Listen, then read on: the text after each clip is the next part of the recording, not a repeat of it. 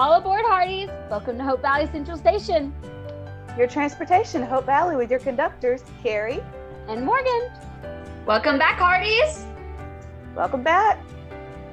So, anybody else really excited after this episode? I am. Me. me. Mine.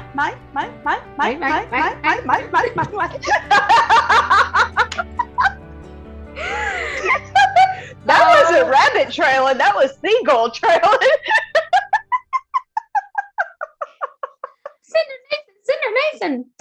Yeah. That's like a little inside joke between me, Kerri, and Delina. Yes. But yeah. So what's crazy is I'm so excited after this episode. Yet, if you really think about it, this episode wasn't as like, I guess, jam-packed or like full of other like full of so much stuff like the last couple of episodes have been. Right. But I'm still really excited after this episode. Mm-hmm. So this was an interesting one. Like it pulled at your heart and tugged you in so many different directions, but in a different way. I don't know how to say that. It wasn't like a normal bombshell type way. It was more of just I don't know, like the simple, I guess, because like we've been really analyzing like literally every move everyone makes, every thing that comes out, everything that they talk about, every words they speak, like we're analyzing every single thing. And so even though there wasn't anything big, even the smallest little scenes were like, wow, you know. So is it Hope Valley Suspenders that put out the meme of, hey girl, let's overanalyze when calls the heart together? Exactly. If you guys don't know what we're talking about, on Instagram, everyone's been kind of pulling memes out. If you don't know what it means, they've been doing good. It's pretty much a picture joke. Mm-hmm. And they've been using this picture of these various pictures of Nathan and just trying to do like, I guess, pickup lines. Mm-hmm. And just trying to, they've been comedy gold. They have. Just saying. And now they're bringing one of Newton up. They're making memes out of Newton after the promo that we just saw for this next coming episode. Oh, yeah. That have been pretty funny. Y'all, we only have 2 episodes left and the finale's, the season's over. I'm so sad. Like this season has been the shortest, eternal, lasting season ever. Because guys, like, technically this would have been the finale last night. Last night would have technically been the finale if they would have kept the actual, like, just 10 episodes. Like they have been doing pretty much since season 1? This is like the first season we've ever had. I think season 1 may have had 12 episodes, but since then, I don't know. I was thinking one of the episodes was a tad longer, or one of the seasons, sorry, not episodes. Maybe. Was a tad longer, but I don't remember. I can never remember any of that. But I know it's been a while. And plus, we don't have the Christmas movie this year either. Right. So it's like we get an extra 6 minutes on the finale. Oh. Whatever that's about. That is intriguing to me. Like 6 minutes. I know, like only 6 minutes. What are you gonna do with 6 minutes? It's a lot. At the same time, it's not. It's weird. It's like that weird. Like they could probably do a lot with 6 minutes, but at the same time, like just hearing 6 minutes, it's like. But then you add a commercial break, and you got like an extra 2 minutes. If they do, if they even do a commercial break. Yeah. So I don't know. I'm starting to get sick of these commercials. I don't know about you guys, but they seriously feel like they're getting longer and longer as the show plays. And I'm like, oh my God. But anyways, let's get back into the discussion of the episode. So how funny is it to see? She can't do anything with me, y'all. I can't. She talks about me. She talks about me and my rabbit trails. She's like the leader of rabbit trails. She's the main rabbit. She's the main rabbit. Not me. I try my hardest to keep things straight. Continue. Yes. Thank Thank you. Can we just talk about the first thing that we see when we start opening the episode? The men are all going frantically crazy over the fact that Ned's having cold feet, and the women are freaking out over Florence's hair. And Nathan pops up. He has no clue what's going on. And he's like, is like, what's going on? Can I help in any way? And you could just, like, if you go back and you watch Bill's face, Bill pretty much says, no. Yeah, like, it's not a serious thing. I was literally cackling out loud. I know. So hard. I was like, oh and my god. Fiona, she was trying. She's like, I'm trying to be nice here, but you guys please go away. Ladies. Yeah. Yeah. Like Molly just like full force, like, yes, Fiona does not need y'all's opinions on Lawrence's hair. You can go. Mm-hmm. And then Fiona's like, you too, Molly. She's like, what? I'm the best friend. Mm-hmm. But, especially you. Yeah, especially. Honestly, did anybody else kind of think that Molly was going to be the one of the things that causes like the wedding to go abruptly, because like she's over here running from place to place, and then she like does that dollop of frosting, and she says she hasn't eaten anything all day? I was like, oh, is that a foreshadowing of her like passing out during the wedding? Huzzah! Huzzah! I died. I was like, only Molly. Only Molly. Oh, they were so good this episode. Oh my word. I loved the flow. I loved FLOYO and FLOYO. Like, obviously we knew that FLOYO was going to have some seriously sweet episodes, like serious scenes. But FLOYO had a very tender scene that I absolutely loved. Yes. Because I was wondering, she was standing there, she was wearing the same outfit she had been all day, and I was like, why is everyone else dressed like them pretty dresses and she's not? Like, what's going on? And then it finally happened where she brought out that purple dress that Molly has been for the past 3 episodes being like, I love this dress, I want this dress. And then Florence buys her the dress for her to wear at the wedding. I was like, oh my gosh, they were so sweet. And then Molly giving her dress for Florence to use as a wedding dress. And I have to say, those alterations that Rosemary and Clara did on that dress were so cute. They were perfect. I'll just be honest. I didn't really like the dress. Like, I just didn't. There was just something about it that I couldn't take to. But the alterations that they did made it perfect. I thought it was beautiful on Florence. I can see what you mean, but I think for me, that dress screams the Roaring 20s. That's true. So I feel like they're starting to slowly make moves towards, because it's supposed to be like, what, 1918 right now? Yeah. So we literally have only 2 years, not even 2 years, until we get into like the technically of the Roaring 20s. Right. So I like that they're slowly making little moments that, like, whether it's hair or like, because if you think about it, Fiona kind of has like a little bit of a 20s hairstyle. And then you get a couple of, elements of things. So I'm excited about how Hope Valley is going to transition into the 20s. Hopefully they don't get too risque, as Fiona says. But yeah, I agree. I liked it on Molly, especially because I think the color really complimented her hair color. Yeah, the color was good. It was beautiful on Molly, but I definitely liked the alterations that they made specifically for Florence. I was wondering whenever they showed it, I'm like, because they kind of spoiled it for us. We already knew that they were going to be giving her Molly's dress because they did the whole ad to try and win Florence's dress. Right. Hallmark is doing that sweepstake or whatever where you can sign, try and win her dress, and you could see her makeup and her hair and everything. So they kind of spoiled how Florence was going to look for her wedding. But I was not expecting those alterations like that. Belt and everything was absolutely like it just transformed the dress to me. It made a whole new dress. Another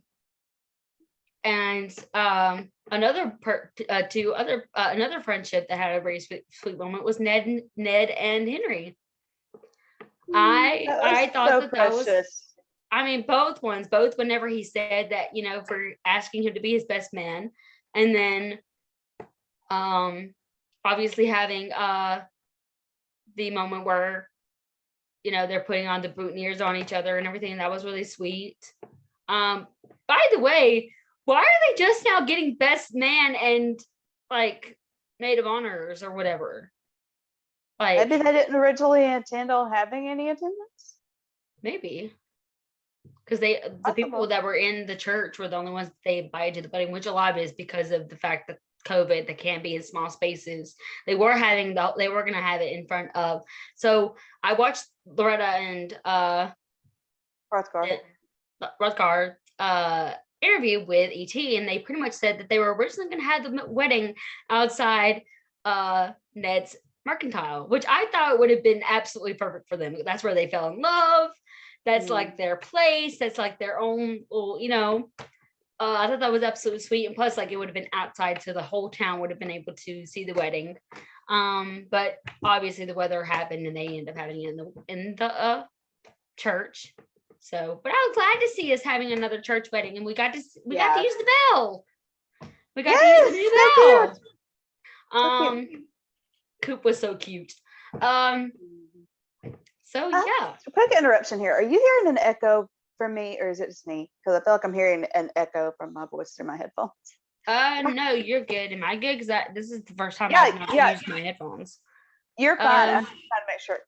Like, you're good. But yeah.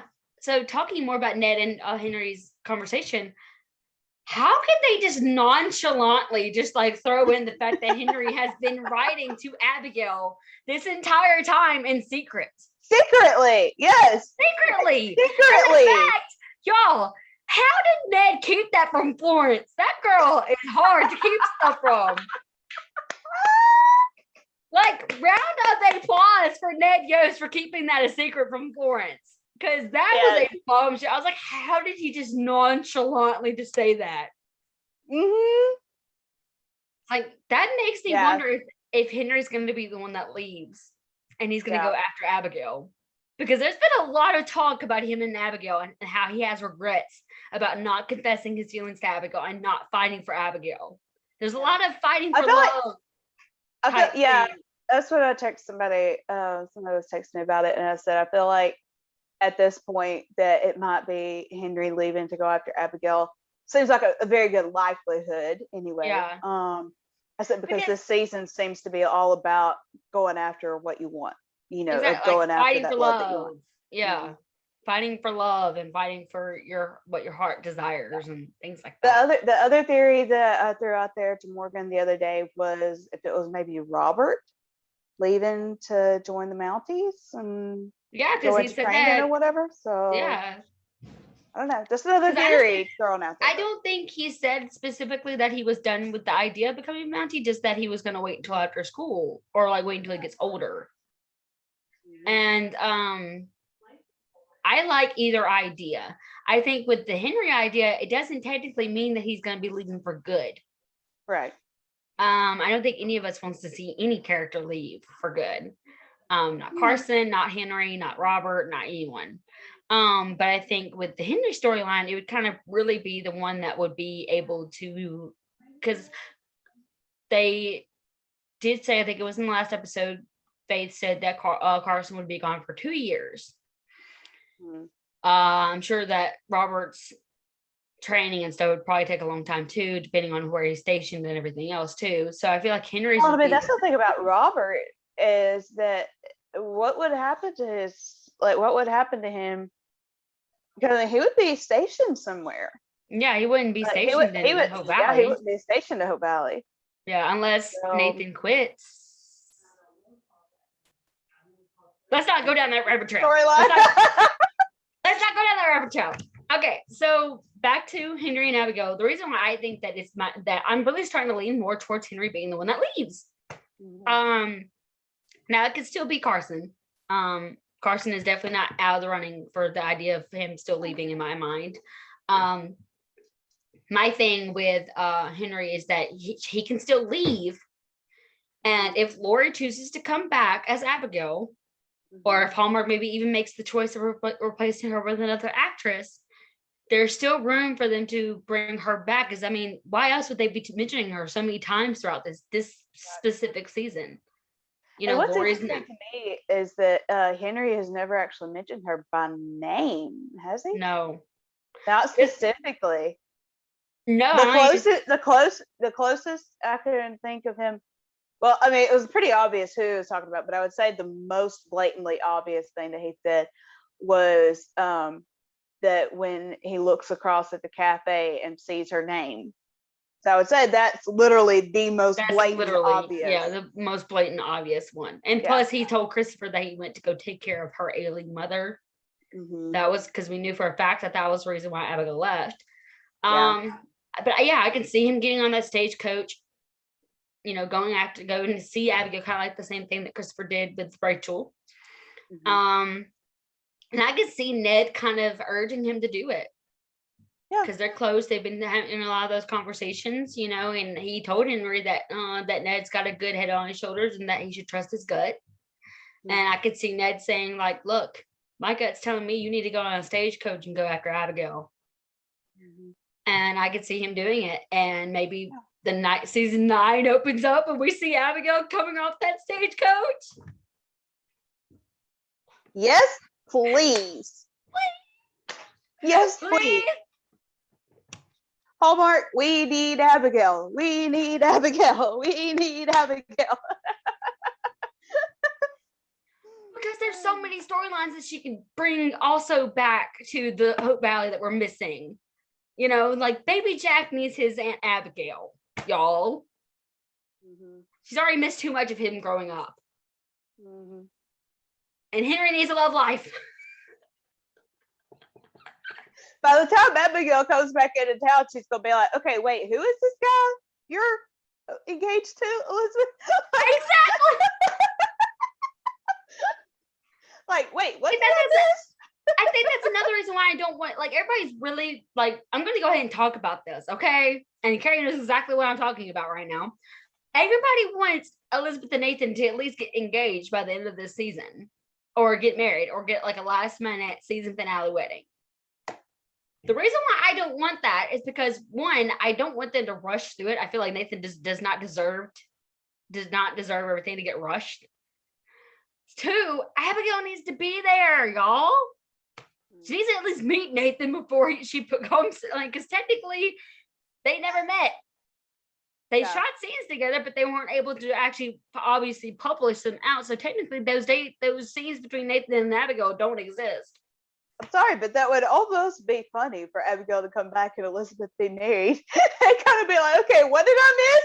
Well, I mean, it wouldn't be like a complete shock because I'm sure Elizabeth is writing to Abigail and telling her all about everything. But I kind of wonder if Abigail actually gets to know all the things that are happening. Yeah. Like if she actually gets like a full-on window into Abigail's thoughts. Interesting. I'm just saying, I'm not a fan of it. I would rather them get engaged in season 9 and then maybe open up season 10 with a wedding instead of it being I could maybe even see any. I don't know, like I'm not tossing out the idea of a last minute wedding. It doesn't seem probable to me, really. The only case I could see it in is if it were a quote unquote emergency wedding to, for Allie's adoption. Mm-hmm. I could see an engagement, but I feel like even that would be a stretch at the end of the season. I don't know. I just don't see them rushing it. No. That's not how Hallmark does things. I mean, I know that we see it in movies where next thing you know, we're seeing them have their first kiss and then they kind of do like a time jump and then they're walking down the aisle after getting pronounced husband and wife. But I just don't see that side of Hallmark coming into When Calls the Heart. Yeah. That's just me. Yeah. I mean, how good was it to see Katie back? It was so good to see her. Yes. It was so cute to have her back for that. I know. She's a teacher, just like Elizabeth, just like Ned. Yeah. So sweet. Did they say that she was in Hamilton? Yeah. It's so crazy they switched. Mm-hmm. Elizabeth came to Hope Valley and Katie left to go to Hamilton to teach. That's so cute. Mm-hmm. But yeah, it was and so Paul good. Jr. and Florence's son coming back, and her Yeah. daughter getting mentioned. Yeah. So, I know. I was like, wow, they even mentioned the daughter. Yeah, which I don't ever remember seeing. I Do don't you? ever. I I never didn't either. I remember. didn't know it, but I didn't want to roll it out because it's been a long time since I'd watched the first couple of seasons. So that's true. I didn't want to completely rule it out and just be like, when did she have a daughter and look stupid? So Yeah. Well, and I saw on I think it was SC Heart something. I don't remember honestly the name of the account, but basically SC Heart and Home or something like that. Something like that. Yeah. Yeah. That Loretta and Johanna had like taken over their Instagram for the day, and that somebody Sorry, guys, asked what happened to for that somebody asked what had happened, whatever happened to Molly's daughter, and Johanna just said, "Stay tuned," and I was like, "What?" Like that? What was her name? Rosalie, I think was the daughter. Yeah, Rosaline or something like that. Yeah, Rosalie. Yeah, something like that. And we haven't seen her since season 1. Yeah, I know. So right? that would be that would be really cool if they would bring I wonder if too. that's kind of a nod also to Cody coming back. I hope so. I liked Cody. Maybe a foreshadowing of Cody coming back. Perhaps. I can see him launching out of that stagecoach and like yeah, just like launching himself out of there and like tackling Robert to the ground and then like freaking out at each other. Like yeah. Yep. I'm sorry. This I'm gonna have to take my earphones out. Sorry, y'all. This I keep hearing it echo through my headphones, and I hope that's not throughout this entire podcast. But anyway, my apologies if it is. But have you noticed that kind of throughout this entire season, really, there seems to be this running theme of getting over fear, not letting your past hold you back, moving forward, and just kind of, have you noticed that theme like with everybody this season? Yeah, I mean, it seems like everyone's kind of getting their own interpretation of with that running theme. Like it's not always been like completely like the same. Obviously, not every couple's going to go through the same thing, but like, we see Katie being fearful for her dad and having to one day have to go through the same thing again with Ned losing Florence and having to go through that grief. And then which the same could be done, like they could have did that and like swapped it and like had Paul Jr. feel that way about Florence losing her husband. Same going for, I mean, if you think about a lot of people in Hope Valley have lost someone. Like Carson lost his wife, if everyone forgot. Florence, Molly, like a lot of the women in Hope Valley because of the mining situation. I think didn't Faith, Abigail, Clara, Abigail, now Elizabeth. I mean, and Rosemary. Everyone kind of felt a significant loss after Jack too. Obviously Elizabeth is going to be a lot harder than everyone else's, but just like Rosemary said, she was at once in love with Jack too, and she at once was even engaged to Jack. So Lee, he lost his mom, he lost his little brother, and then ended up losing his father and not even being able to say goodbye to his father. Everyone's been dealing with grief. Like everyone's got a different grief, a different person that they've lost. Poor Faith keeps getting broke up with. That poor girl. What did she have? Like her fiance leave her? And that's the reason why she came to Hope Valley, because it happened in Hamilton, and she left Hamilton and came to Hope Valley because of Jack telling her all about Hope Valley or something like that, and so she was like, and then Yeah, and she had someone else. Didn't she have someone else coming? I don't know. I can't remember. Yeah, what was Niall Mater's or Matter? What was his character's name? Was it like Seth or something like that? I think so. Yeah. That I mean, they actually kissed on the show, I think. Yeah. Yeah. So and that's why it's kind of shocking. Like, it wasn't completely shocking. I could see that they could obviously easily pair Faith and Carson up together. But I don't know. I felt like there was I don't know. I guess because I could see where problems can occur whenever you work close together and you're spending all day, every day, and all night together.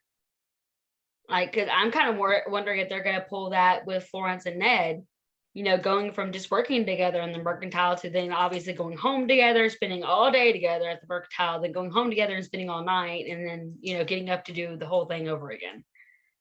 For some people, it works. Yeah, for some reason, yeah. But yeah. So pretty much everyone's kind of gone through their own thing.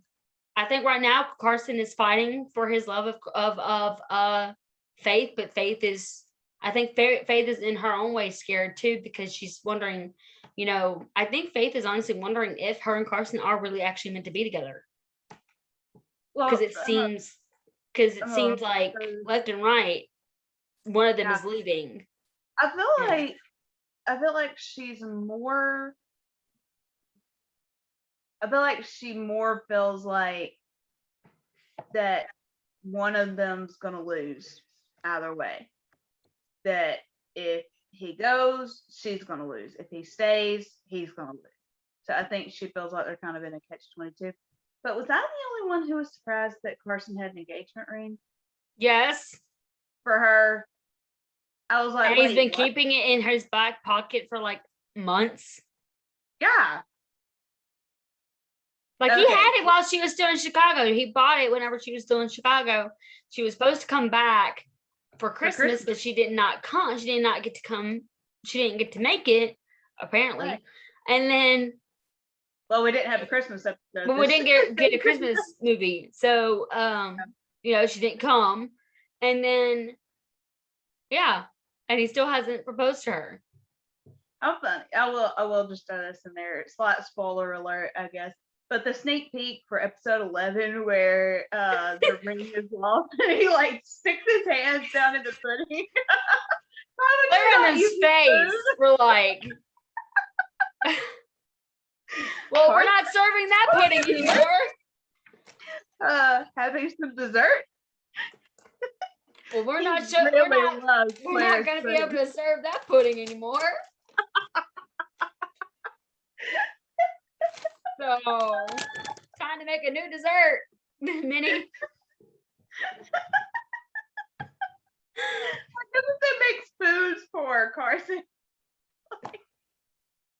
I know it would have been nearly as funny, but still, that was. Well, I think it was also because he was just so frantically just desperate to find that ring that at this point, all logic just flies out the window. So, it was hilarious. It was hilarious.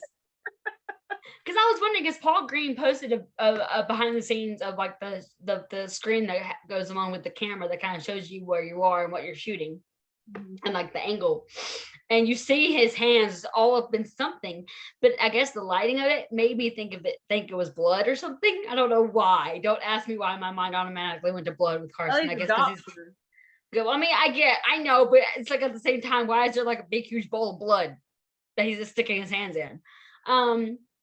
But yeah, I let's just say I was very relieved to find out it was pudding and not blood. So yeah, and Paul also said on his social media that he'd actually really has been keeping that ring in his costume pants for Carson this whole entire month. That's so cute. That's really cute. He went method. It was cute. Yeah, that is really cute. So, okay, can we talk about for just a moment how cute FLOYO was? Oh. I mean, honestly, I was surprised we had not seen a kiss between them before now. I know, right? But at the same time, they're not necessarily that passionate type couple that you would expect to see that out of. Do you That's get what I'm true. trying to say? They're kind of a Well, I mean, balance. they're both equally shy. They both have equal views on, like, back in those days, you didn't show like very passionate like displays of affection. I don't think some of the people at Hope Valley have gotten that memo. I mean, Carson and Faith's first kiss was right smack dab in the middle of the street with everybody in town watching. Did it because they wanted the entire town to see it. So it's like, but yeah.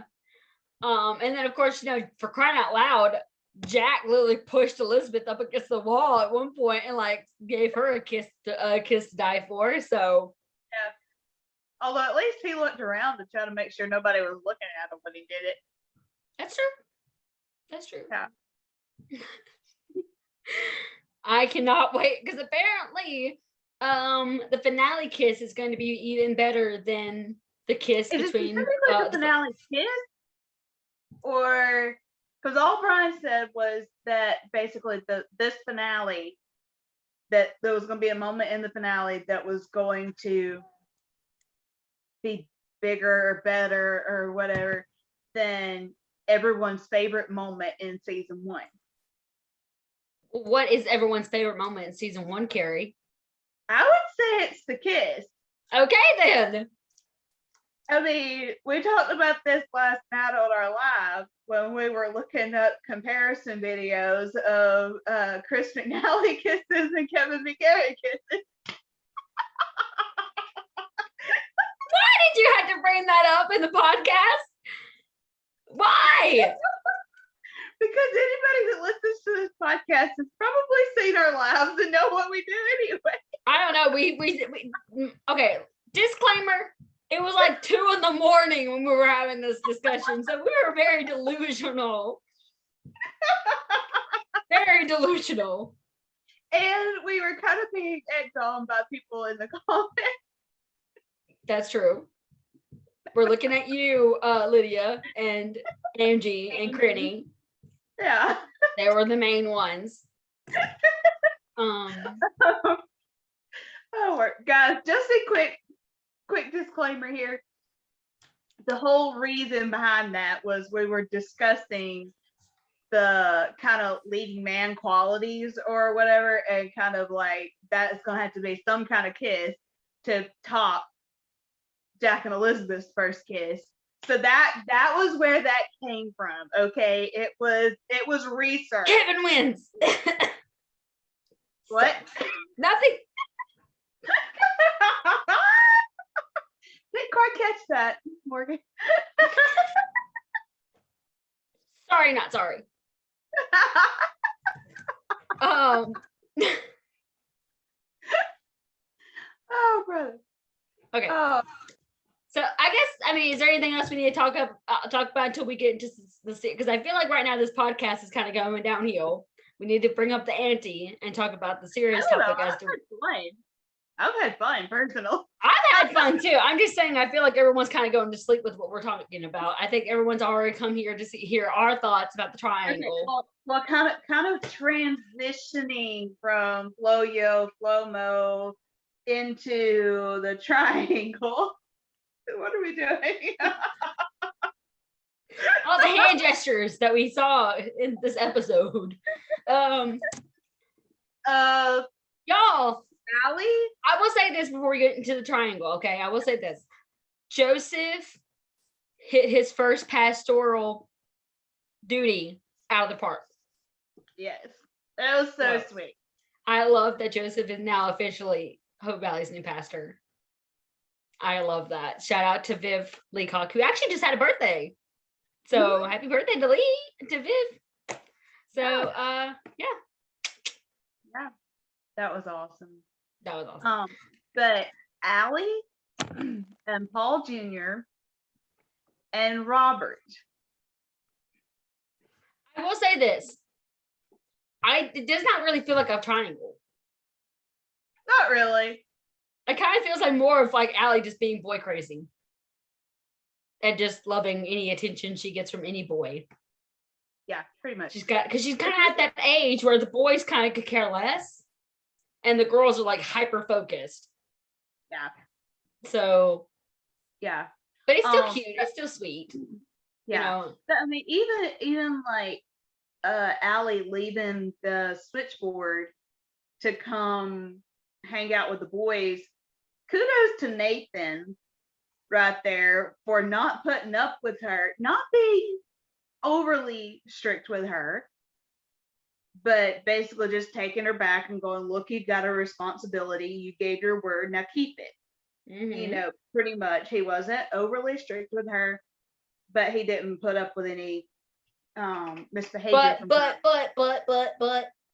no, it was straightforward. Mm-hmm. Yeah. No lip. Let's go. Yeah. Mm-hmm.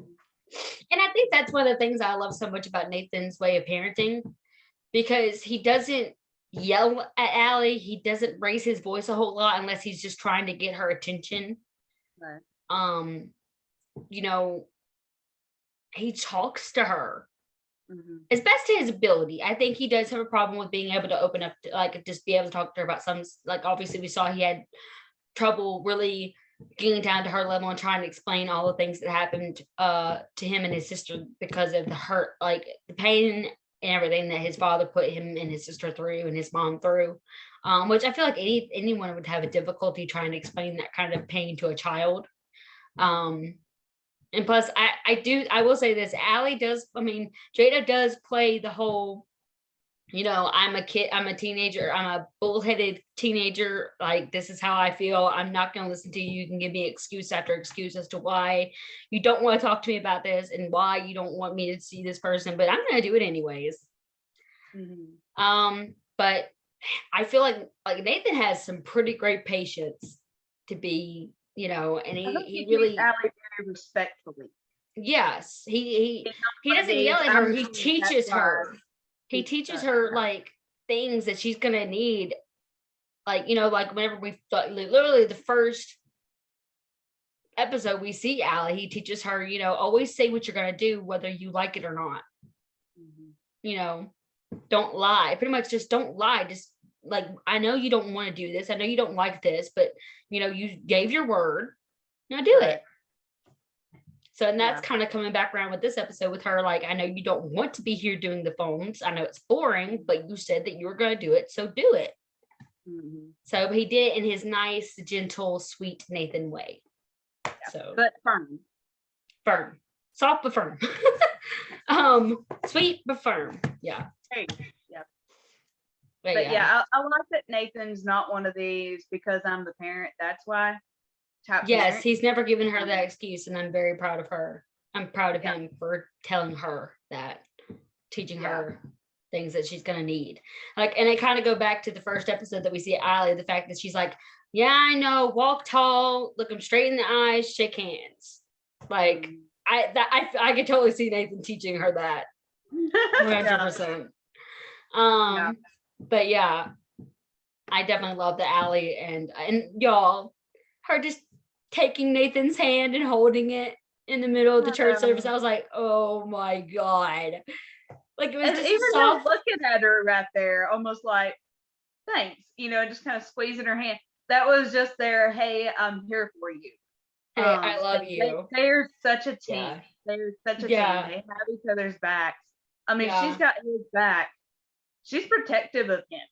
Oh, yeah. She is very protective and defensive of him. She's and he is too. But he, as an adult, he knows that he has to kind of go a different way than Allie does. And I think that's the reason why Allie has been so passionate about everything going on between Lucas, Elizabeth, and Nathan. That's why she ripped the card up and stuff. It's because she's letting out her emotions in a childlike manner. But Nathan can't do that. She has one. Yeah. She has one. Yeah. Yeah. Exactly. Speaking of her frustration with Lucas, and like we loved the scene between her and Lucas. Was it episode 9? Uncle Lucas. Yeah. So we loved that. We loved that scene. Yeah. But I don't personally feel like, okay, so the last 2 minutes of the episode was Nathan. Okay, Ned and Florence got married. Everybody's in the saloon at the reception, and Nathan walks up to Lucas. He's just like, Lucas, just like greeting him, which that came out of the blue. And he was like doing it in a nice way. Like he was actually smiling when he went up to Lucas. Yeah, which kind of like that to me feels like Nathan's the better man here, because Lucas has made no effort whatsoever throughout this entire thing to speak to Nathan, say, hey man, hope there's no hard feelings, whatever. And I feel like Nathan was trying to make an effort to quote unquote be friendly with Lucas. So that, it caught me off guard, but I was very impressed. Yeah, it definitely caught me off guard, especially after the, just letting you know I'm not done fighting from your girl, pretty much. After the save it return. Yeah. It was definitely like, but I think, when is it really a good time to even try and make amends? You know what I mean? Like eventually someone's going to have to be the bigger person and just, let all those things roll off your back and just try. Whether that person accepts it or not, try and be the bigger person. And, even though Nathan has no, like, neither one of these, Nathan has no, like, Nathan does not have to apologize for anything. To all you Team Lucas people, Nathan has no, like, he does not have anything that he has to be sorry about. Including him going up to Lucas and telling him, hey, I'm just letting you know I'm not done fighting for Elizabeth. If anything, Lucas needs to apologize to Nathan for a lot of things. I'm just gonna say that. I had one Team Lucas person, and to be clear, again, guys, we are not trying to hate on Team Lucas. No, we love Lucas. We do very much consider Lucas a viable choice for Elizabeth. We're not discounting him. We are not saying he will not be chosen. We're just saying that looking at everything, looking at all the formulas, looking at the math, everything put together, that we just do not see Lucas as being in game. But the things that Team Lucas comes up with, and not all of them, but some of them, some of the members of Team Lucas that they come up with, I had somebody the other day be like, I'm so sick of Nathan. Elizabeth made her choice. He needs to leave her alone, put pressure in her. And I responded to him, I was like, how is he pressuring her? Has he asked her out again? No. Has he gone to her house uninvited to make her talk? No. Has he cornered her in town and made her stop and talk to him? Nope. No. Has he in any way told her, you need to leave Lucas? Nope. No. All the poor guy has done is look up when Elizabeth keeps coming in his office, or walks up to him in town when he's about to ride off to try to capture an escaped criminal, or whatever. And just downright accuse him of something he did not even do. Yeah, so all the poor guy has done is answer her openly and honestly when she's confronted him with something. I mean, he has not continued to pursue Elizabeth, and I feel like the end of episode 10 of season 8 that we just watched, I feel like that was a perfect example, because to get back to Lucas and Nathan, like Nathan walks up to like Lucas, and Lucas is like, did Allie tell you she stopped by? Like, it's the first thing out of his mouth, isn't it? Yeah. And Nathan's like, yeah, she did, as a matter of fact. And Lucas is like, I don't think she needs to be caught up in the middle of this. And is it just me, or did anybody else hear the note of sarcasm in Nathan's voice when he said, I appreciate your concern? Like, I am sorry, but where has Lucas got it in his head that he thinks it's okay to tell another man how to raise his own child? Like, yes, I'm sorry. Allie has always been and always will be Nathan's child.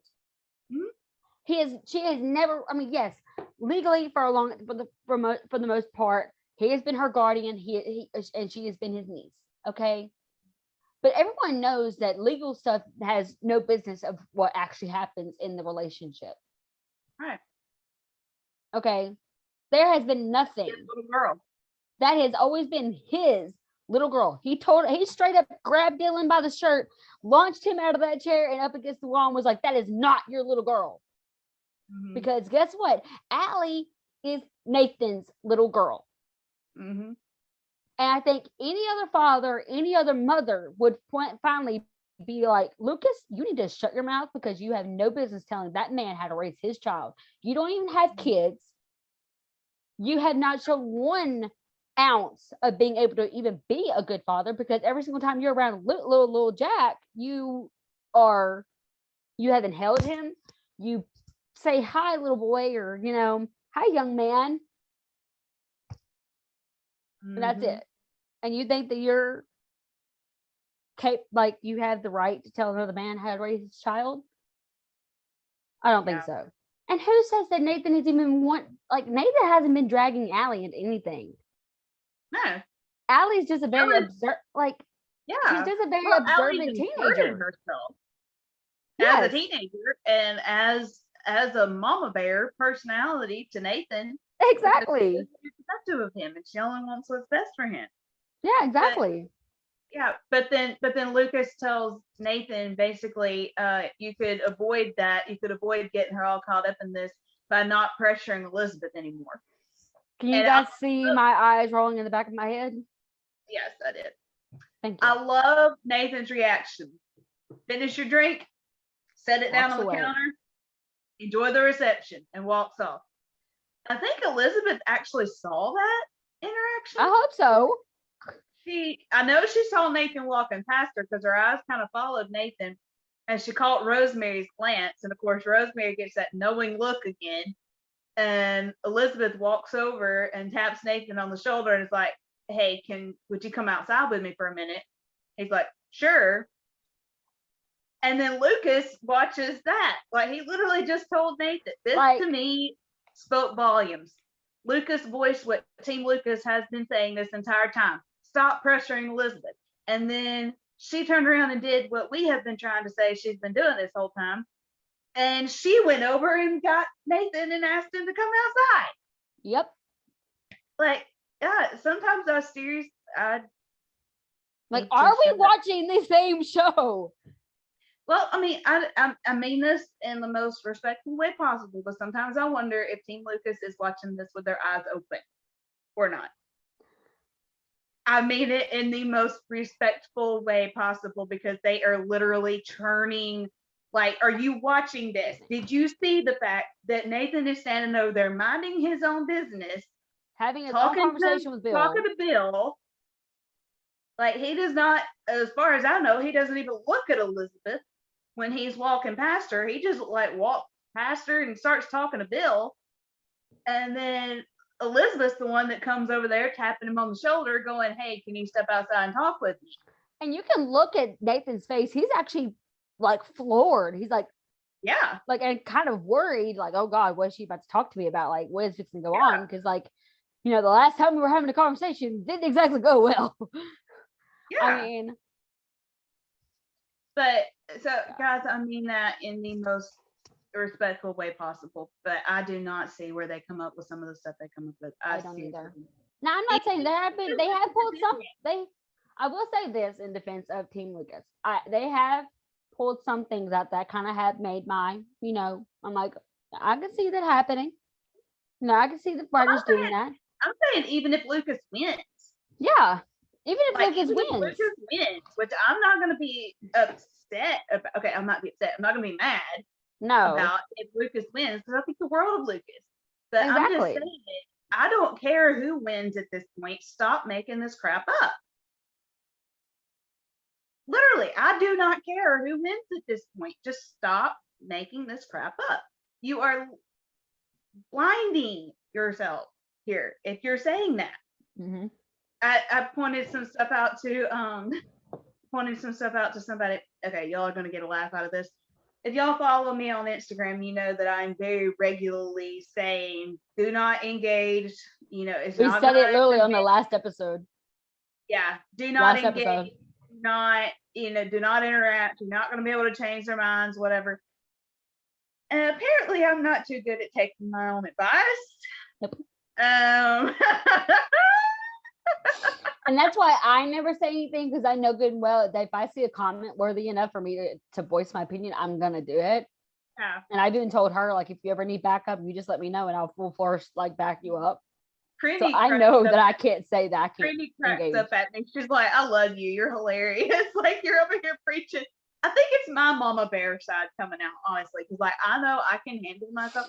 And I'll just say Well, that how can you not some defend Team Nathan people someone? need to back off. Some Team Yeah. Nathan people need to back off, because I see particular people in the comments, and even like people that I've responded to, and then a Team Nathan person will come behind me and say something kind of almost snippy at Team Lucas, and I'm wanting to get onto the Team Nathan person and go, watch your mouth. Yeah. You know, it's like there's a difference in stating the facts and in being snippy. Yeah. And being snippy is not going to accomplish anything. So I'm sorry, but Team Nathan people need to back off as well. Just be respectful in what you're saying. And that's why, like, a lot of times I'll send things to Kerri first before I ever talk to anybody, because I don't want to be snippy. I don't want to come off snippy, because it's easy to come off that way. And like, you know, it's easy to come off that way when you're trying to defend someone that you care about. And we can all agree, we all care about these characters as if they were real people. Guys, they're not real people. That's like, just making me think of a comedian. I don't remember, Taylor Mason, I think might have been his name, but that he did these puppets, and one of them was like a little pig. And so obviously, you know, he's a ventriloquist. And so he was doing this whole little skit with this. And you know, like the pig is picking up one foot and then another foot, and he ends up like standing on one foot, whatever, on top of the microphone, and the entire crowd goes wild applauding, and that comedian goes, y'all realize you're applauding my thumb. Like, you know, when they have gotten so captivated in the personality of this puppet that they are applauding the fact that he's standing there with his thumb like this. It's not a puppet. I think that's kind of what we've done with these characters in a way. No, I agree. And I think it's so, people get so entranced in the show, and they start telling, like, and then they feel really hurt and they feel like it's okay to go like on Kevin's Instagram or Jada's Instagram or like any of these actors' Instagram and voice the fact that they don't like Nathan's acting, or they don't like how Lucas is acting, or they can't stand Elizabeth this season, and that Jada needs to back off and learn to just shut her mouth because she's a kid, and all this kind of stuff. And it's just like, you guys do know that, one, they're just being told what to tell them. Like, they have a script that is written by a writer. Unlike us. Unlike us. We don't have a script. We don't have writers. Okay. This is full on. Y'all could have seen us trying to stick to a 9-second script when we re-recorded our intro. Not happening. Not happening. That was hilarious. Yeah. But like, they have to say these things because they're literally being paid to say these things. Now, yes, Kevin and Pat, like Kevin, yeah. Well, I mean, yes, there has been times where I'm sure they have ad-libbed or add their own little thing. Yeah. But that's not the whole entire episode. No. They're not just ad-libbing the entire episode. I mean, at the end of the day, these writers, directors, and the people of Hallmark are the reason why these stories are happening. And you guys can all agree with me. This season has been, yes, it has been nuts. It's been driving us all crazy. Our emotions have been all over the place. But like, I don't know about you guys, but I get so excited for every episode because it's like, what's going to happen? Like, we have no clue what's really going to happen. We can see all the sneak peeks we want to, but they still throw in things that we have no clue are coming. Yeah. And it gets exciting. You don't know how brilliant the writing is to have us so upset and so invested. Exactly. Sometimes the brilliance of the writing. Like, I don't know. Maybe it's because I'm a writer, I'm a creative person that, like, no, I see it too. Yeah. So, I mean, you're a creative person like I am, though. Yeah. And I don't know. Maybe it's because we have that creative side, but guys, the brilliance of the writing to have us this glued in. I remember one time, if y'all have never noticed this about me, I love the Andy Griffith Show. So Howard Morris that plays Ernest T. Bass, I was watching him one time, and if y'all know who Ernest T. Bass is, I'm sure some of y'all do. He was an idiot. Like, he literally in one episode was like climbing the bars, acting like a monkey, and like making all kind of weird noises. He was always throwing rocks through a window. He was a complete nut. But then I've seen Howard Morris in other episodes. Howard Morris directed several episodes of the Andy Griffith Show. And I'm like, I have seen him in other series as a different character. I'm like, this man is brilliant. Like the brilliance of his acting. I'm like, do you realize how brilliant somebody has to be to act that stupid? Mm-hmm. Like, it is incredible. We don't realize that. But the brilliance of somebody's acting, because you can have like, okay, what's a well, look at Leo. I'm gonna kind of show the difference in how you say a line here, using Elizabeth's line of, she had just said, I want you to know from the bottom of my heart, I do not blame you for Jack's death. Or, I want you to know from the bottom of my heart, I don't blame you for Jack's death. Like, which one is more convincing, guys? Okay, I'm just saying. Well, look part of it is the writing, part of it is the acting, and another part of it is the directing. Exactly. So exactly. I know we had someone we like going back to this whole situation between Elizabeth Lucas and Nathan. A lot of people are getting really nasty because of the fact that we literally only had 2 more episodes left, and then the final decision, that's it. Okay. All these people are saying that, oh, well, if she is going to Nathan, she still has time to be able to go back to Lucas. I'm sorry, but if you have a husband or if you have a boyfriend right now, go up to them and sincerely ask them, if I leave you right now to go to another man and I end up breaking up with that man because it turns out I don't really love him the way that I thought I loved him, and I come back to you, can we get back together? Would you be okay with that? He's going to say no. I hope he says no, because he should have more self-worth than that. Yeah. See, and that's the thing, and that's what I told somebody, like one Team Lucas person that I responded to. I was like, I said, Lucas deserves to have a great love. Mm-hmm. Like, Lucas deserves that. Lucas deserves a greater love than Elizabeth is able to give him. Amen. I mean, Lucas, I love Lucas. Lucas is awesome. Like, he's a sweetheart, and you can tell he deeply cares about this town. He deeply cares about Elizabeth. He deeply cares about Allie. Even, I mean, he sees himself in Allie. He sees like he's he goes above and beyond what his job requirement is over the saloon. Yeah, like for instance, he gave all of that ice so that way they could Rosemary could heal. Because Carson said that would be something that could help her. And so he donated literally all of his ice because he said that was the last of it. He literally donated all of his ice that he had in his saloon so that way they could take care of Rosemary. I mean, so many things he has done. I think the biggest thing I see with Lucas is, and honestly, I feel like a lot of people are really worried about him being brokenhearted if Elizabeth breaks up with him. And again, I'm not saying she won't pick Lucas. I'm just saying, here's what I'm seeing. And this is just kind of my observation based off of that, but I feel like Lucas has had this, forget the term, fairy tale image since Alice in Wonderland has been such a big thing. But I feel like Lucas has this fairy tale image from his parents and all these books that he grew up reading of what love is like. And I think that image somewhat got shattered with his parents, but then I think he's still kind of holding on to a bit of that with Elizabeth. And I think if him and Elizabeth break up, that it'll actually make a better and stronger man out of him, because he will become more real of a man and actually be able to open up. I want to see Lucas be able to pour his heart out to somebody. Yeah. I mean, the man has a heart. He has an incredible heart. Look how upset he got after Christopher just like accused him of being the reason why his father is so sick. He took that hard, y'all. And I think at the same time, I think he truly wanted to open up to Elizabeth, but something just made him stop and think he couldn't.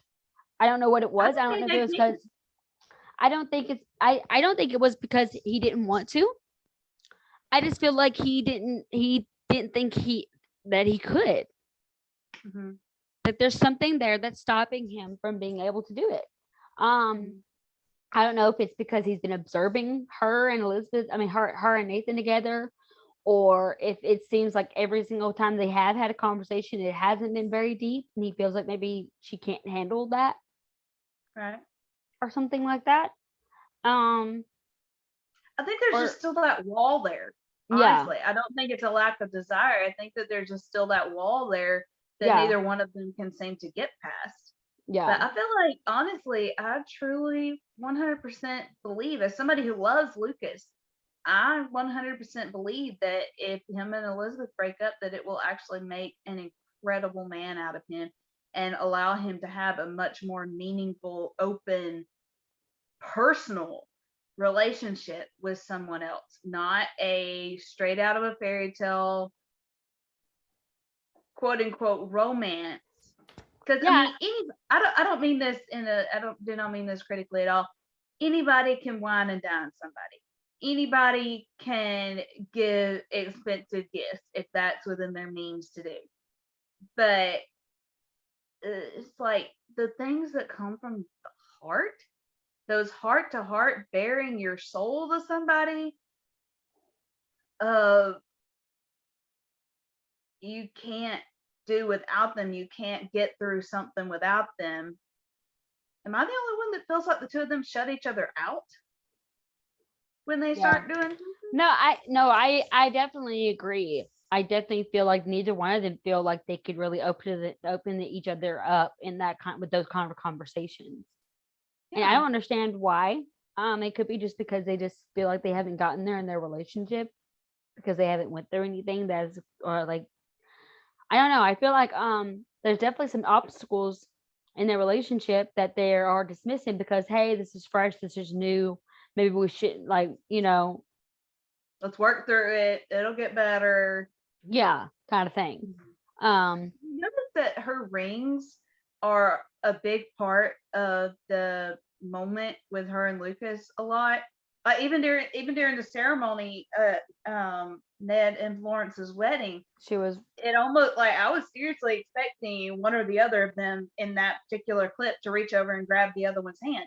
That is a natural thing to do. If you're sitting there at a wedding and you're getting all sentimental, to reach over and grab your significant other's Allie hand. did it. Her and her Uncle Nathan obviously aren't dating, but she takes his hand because they love each other. They care about each other. That makes me, Yeah, and instead, Elizabeth reaches over and starts playing with her rings. Yeah, exactly. Like messing with her rings. Her rings are a huge thing with her and Lucas. And it's like every single time that they hold hands, every time that Lucas and Elizabeth hold hands. Every time that Lucas and Nathan hold hands. Hey, I'm the one that said it first about them that we haven't seen. It's so hard to like do this.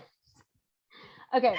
Every time Lucas and Elizabeth hold hands, her rings are like in full view. Mm-hmm. But did you notice that whenever her and Nathan held hands at the bachelorette party, my eyes didn't go straight to the ring. Mm-mm. It has been whenever her and Lucas do, but not with her and Nathan. Yeah. Or at the end of this episode when Nathan takes her hands. Exactly. Lucas was saying that was torture. That he grabbed her hands, like they were practically they insinuated that he literally did this, where he like he literally like goes. That's what they're insinuating. I'm not trying to be vulgar here, but they practically made him sound like a sex offender. Pretty much. And it's like, are you freaking kidding me? And if you slow down that clip, and it could be just actually Aaron making it easier for Nathan to grab her hands or something, I don't know. But if you slow it down and you go back and you look, Elizabeth gives her other hand to Nathan. Mm-hmm. Now, in all fairness, you can't see Nathan's left hand. You can't. In all fairness. But she never backed up. She never flinched. She never moved her And, hands and like y'all, she had been doing. she has ridden away from Nathan. She has walked away from Nathan. She has flinched away from Nathan. She has backed away from Nathan. If that girl did not want him touching her, he would not have laid a hand on her. Yep. I'm just saying. Yep. Just saying. And it is possible. It is possible that was more of a friendly, comforting thing. But I feel like just kind of in my mind, I was trying to picture that and kind of what would I have done. Knowing me, I probably would have hugged somebody just because I'm a hugger. But yep. like, even if I were like to just grab somebody's hand, like I feel like say if Morgan and I had an argument or something and we were, kind of thank you for that, whatever, I almost feel like I would just grab one hand. Grab one hand and cover it with both hands and just kind of sandwich it between both my hands. I don't know. That's just me. No, because I've had those kind of moments where I've comforted a friend and I would either wrap my arm around their shoulders or, take their hand or hug them after having a pretty emotional conversation, because Nathan did get emotional. There were tears in his eyes, guys. Yes. He was crying in a way because I can't go back. I honestly don't. I kind of hope that this isn't the last we see of Nathan having some guilt, some survivor's guilt. Because you have to go back and remember, Nathan had it twice. I mean, Jack had it twice. But I feel like I really would have liked to have seen Kevin be able to really explore that in Nathan and have more of a moment with that. But that was just me. But well, we got from the sneak peek that that Home and Family did today that apparently, I don't know what the conversation would have been with him and Elizabeth beforehand, but that he was like, I meant to tell you earlier, I really appreciated what you said, that you don't hold Jack's death against me. That might not be an exact quote. But so they obviously speak of it again. Yeah. But and it really did touch him because because I know it meant a lot to Jack whenever he heard Doug's mother tell him pretty much the same thing about how she does not blame him, that he shouldn't blame himself, that Doug would have been in that fight whether any of us wanted him to be or not. And that's the same with Jack. Jack would have done this no matter who he was replacing. Jack still would have went on that mission and Jack still would have died no matter who it was. So yeah. I was fixing to ask, is that Sunshine or yes? Ambrose? Sunshine's got the collar on, and Ambrose doesn't. Oh, here's Ambrose. Give me baby. Our little mascot.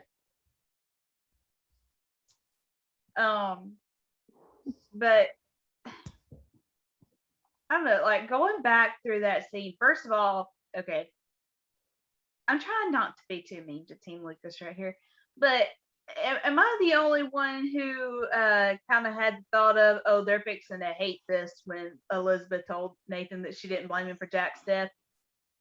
Because part of their argument this whole time has been basically, how could she ever forgive him for that? How could she ever all my dogs is going to be in the podcast, huh? Is this every one of you wanting to be in the podcast? This is Jax, guys, if I haven't already said that. He's bad, spoiled, rotten. Wanting attention. Yeah. Go away. But I was like, part of their argument has basically been, how could she ever move on from that he would always be a reminder of Jack's death, whatever. So for her to tell him, basically, I don't hold this against you, I don't blame you, I was kind of like, well, from the bottom of her heart, she does not blame Nathan for Jack's death. Specifically said, from the bottom of her heart. How many wedding stances has this put them in so far? Three or four. 3 or 4. Yeah. And this time, can we say she did not accidentally hold Nathan's hands? Nope. She was not blindfolded, very much aware of what was going on at the particular moment, and not exactly trying to pull away. Nope. So, and they were looking in each other's eyes. Oh yeah. full on gazing in each other's eyes as if they were the only two people on the planet, with Lucas creeping from the window. Had the roles reversed, Team Lucas would have eaten that up and talked about how creepy Nathan was for creeping outside the window, but no, Lucas is perfectly fine with being able to do that. There's no wrong in Lucas doing that. No. Saying It just blows my mind. I mean, seriously, I love Lucas. I do too. And honestly, Lucas is a bigger man than me, because after I saw that exchange, I would have been like, look, do I need to know something that's going on between you and Nathan? Because obviously I've been seeing a whole lot of you guys having these special moments between every one time I turn another. around, y'all. Like every time I turn around or I come out trying to drink my tea, you guys are like having some kind of moment together. Like, do I need to be worried? Because I would have done had that conversation with her. Yeah. And I don't know if it's Lucas I think it's going to come up next episode. I hope so. I hope they do have a serious conversation about this. Yeah. I mean, well, and here's another thing, guys. Everybody's saying, or Team Lucas is saying that she already made her decision. It's Lucas. It wouldn't make any sense for her to go to Nathan at this point. Blah blah blah blah blah. What they are ignoring, because I'm sorry, they are blatantly ignoring the fact that we have been told repeatedly it takes her the entire season to make a decision. That when if she does it, it's going one way, and then it's going to look like it's going the other way, and then it's going to go back the other way. That it takes her the entire season to make her choice, but that when she makes her choice, it is from her heart. Like if she's already chosen Lucas, then why does the synopsis of episode 12 say that she's finally realized who she's meant to be with? I'm sorry, I thought she already made that decision back in episode 3 or 4. No. Like, just no, guys. No. I'm not saying that this won't be in game, but I'm saying look at the fact and stop blinding yourself to it. Well, I mean, the thing is that Elizabeth has now addressed her fear. She said that she couldn't love Nathan. I mean, she could not stand the idea of losing Nathan like she did Jack. She literally ran at it, like told him, because he said that I know that you feel the same way that I do. And she said, I can't. She didn't say she didn't. She didn't say she won't. She said that she couldn't. Yeah. And she has not went back to that. We have not seen her deal with that and go through that. So, and for all the people who are saying that Nathan keeps pressuring Elizabeth, no means no, blah blah blah blah never blah. said no. She never said no, for one thing. But if anybody has violated her boundaries, it has been Lucas. Starting in season 7, with all of those dadgum non-dates after she specifically told him, we're just friends. Like, this is not a date. We're just friends. And yet he's over here, as Amy would say, if this were a date, I would hold your gaze a little longer. Whatever. Are you freaking kidding me? And then she keeps pursuing Nathan and going up to Nathan and talking to Nathan, and he's the one pursuing her. He's the one not leaving her alone, when Lucas has blatantly done that from I thought that this was a celebration over the library, not a non-date and you wanting to hold my gaze. Yeah. Like, I didn't sign up for that. Yeah. Well, even your facial expression when that happens is what makes me lose it. He's on my desk right now trying to like climb on get down. Get down.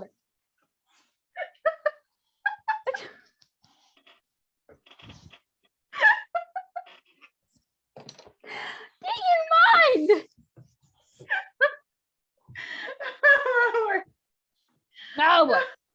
No. I'm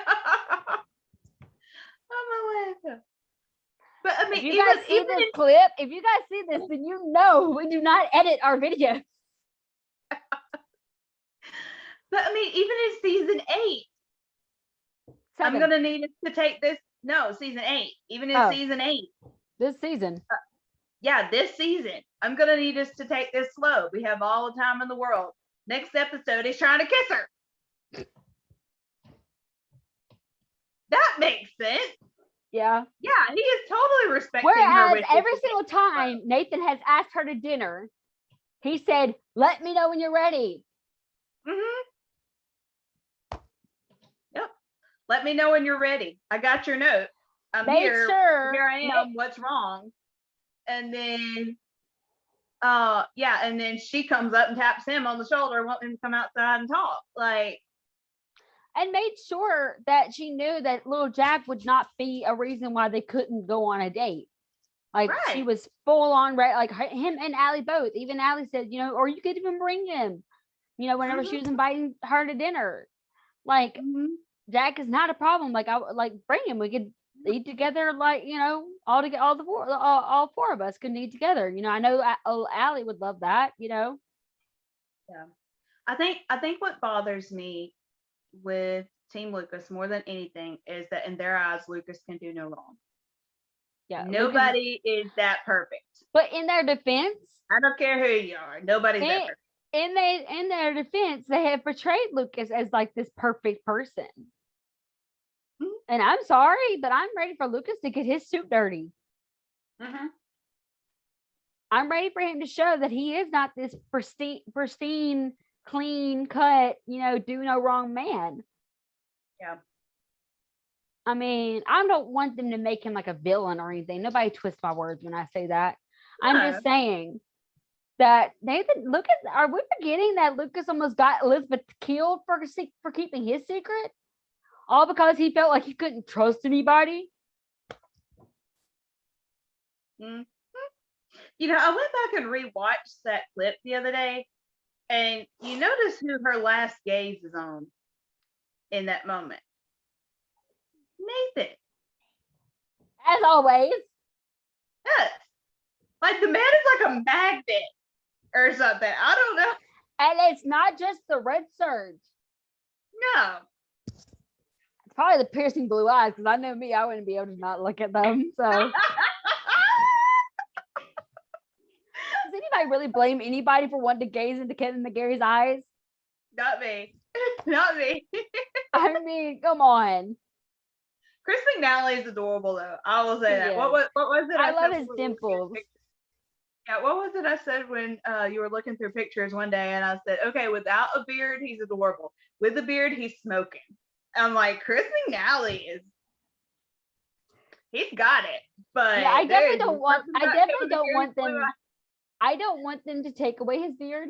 I mean, yeah, it does show his dimples off more if they do. But I definitely like Chris a little better with stubble. I feel like it makes him look more. I can see where when like a lot of men don't want to shave their beards because they feel like they're 15 again whenever they shave their beards. And I have to say, Chris does look significantly younger, like he's in high school whenever he shaves his beard. So I definitely want him to keep his beard for Lucas. So, Yeah.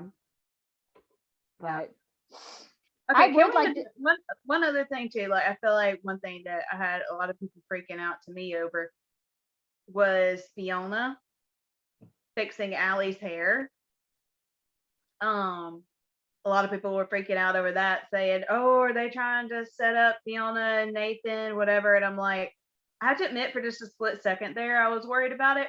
But then what kind of convinced me no was, first of all, there was no interaction between Nathan and Fiona right there at all. But also, like a minute or so later in clips, like in a sequence of clips, there was Nathan, Lucas and Elizabeth, and Fiona. I'm like, okay, sequence of clips here. If they were trying to pair Nathan and Fiona, they would have shown their clips back to back. That's just my gut feeling. I feel like that was a red herring. And one thing we haven't mentioned too is apparently we were wrong, as to who goes missing in episode 11. Well, so far our the way the promos are going, it looks like it's going to be Rosemary. Now, we can't always trust the promos. That is true. So the promos are saying, by the way they're acting with the promos, it does seem like it's going to be Rosemary. And the pictures that have been released. Well, see, here's the thing. She was on horseback. She was not driving Lee's car. No, but Lee could be out looking for her. That's true. Or he could be going out and looking for anyone. But yeah.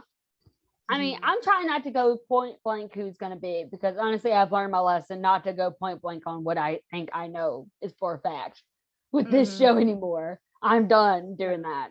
I think it was Candy Heartie on Instagram that posted basically like, what are y'all's predictions on this or this, you know, like what's going to happen? And I responded to her and was like, basically, I still believe Nathan's going to be in game, but I still believe Nathan's going to be in game. But all I know is that at the end of this finale, we're all going to need a drink. Like, I don't drink, so I'll happily have my virgin margarita at the end of this finale. I can say that. Yeah. So Amy just sent something to us, and I want to share it because I want you guys to, like, we're not making this up when we say that Team Lucas has been completely ripping apart Nathan. Amy did not engage, actually. She just she did comment, but she didn't engage the actual person. She stuck up for someone else who engaged. I'm not gonna say their usernames, but someone said, I was sick after last night's episode. Nathan is arrogant and selfish. Lucas is kind and patient. So disappointed after seeing next week's preview. Someone commented, Nathan ever coming across as arrogant? I don't know. Like I said, I'm reading this, and if anybody, after we publish this, if anybody wants this picture of this evidence, you go ahead and you text me and I will give it to you. Someone commented back and said, Nathan is selfish? You mean selfless? Even Rosemary said so. He literally put all of his dreams on hold, on the back burner, to raise Ellie and also watch over a widow and her son. No, he is not perfect, but he is anything but selfish. Amy, who is at Cross My Heartie, said, you're 100% spot on at the person who's defended Nathan. Some people are grasping at straws. I think even the writers would be offended that some of them are saying these things about Nathan's character. They did not write him to be what some are saying. Honestly, it's sad. Hashtag Team Hope Valley at the end of the day. Amen. And that right now is the actual epitome of what we are trying to say here. We love Lucas and we love Nathan, and neither one should be bashed right now for any of their so-called characteristics. We could easily bash Lucas. We could easily say that Lucas is being selfish and that Lucas is being arrogant, or Lucas is full of himself, or Lucas is acting like God's gift to the world. But why would we? First of all that's a lie. Lucas is nothing at all like that. And neither is Nathan. I've got a team. Luke, I just was checking. I don't always accept message requests. Like, I see them when people send them to me, but I've already got so many people that message me. I'm not asking people to stop messaging me, but pretty much if you're just responding to my stories, I'm not gonna accept it simply because I've already got so many people messaging me. But I do see your responses.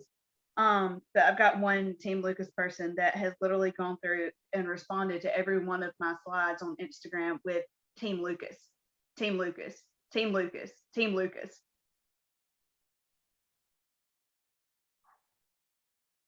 Okay. I mean, you have the right. You 100% have the right. I'm not saying you don't, but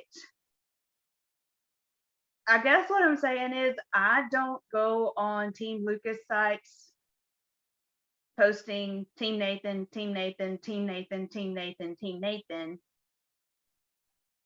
Why are you coming on Team Nathan sites just stirring up trouble?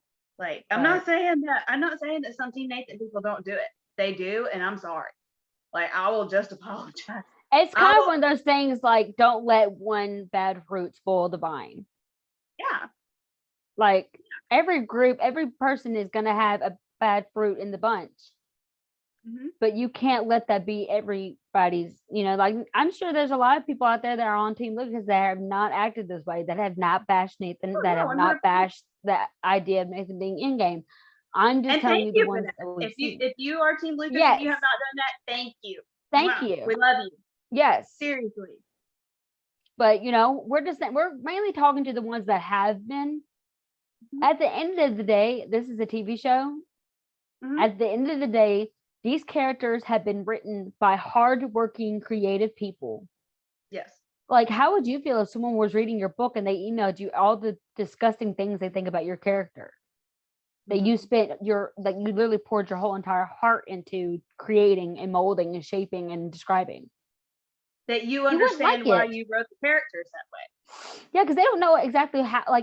We don't know the mindset of the writers, and plus, I feel like the writers, whenever you're writing a script or something like this, you have to keep in mind where you want to go. Yeah, you're steady looking into the future.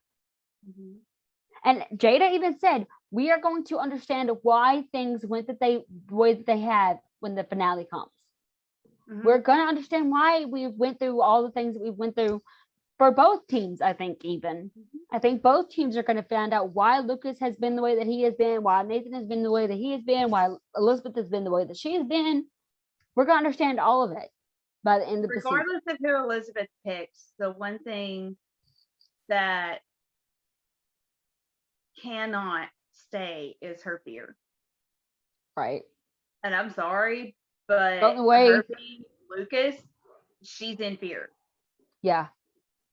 The only way she's going to be able to get over her fear of loving someone like Nathan is if she loves someone like Nathan. Yeah. Just saying. Yeah. I mean, it's clear how she treated Lucas versus how she treated Nathan after their own life or death situations.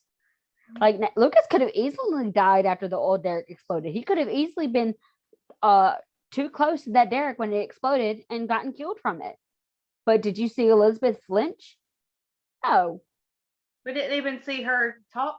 We didn't even see her approach him after he came back to town. We didn't even see him come back into town. Nope. Literally, the next scene we see him in, he's talking to his mother. Yep. And it's but Elizabeth leaves little Jack with Rosemary to go hunt Bill down to give him third degree on what's going on with Nathan. And it's I just don't see it, guys. I'm sorry. I just do not see it. I see the romance between Lucas and Elizabeth. I see the chemistry that they have. I see that he is an incredible man. I see that they have been building up this love story this whole time. I also know formula.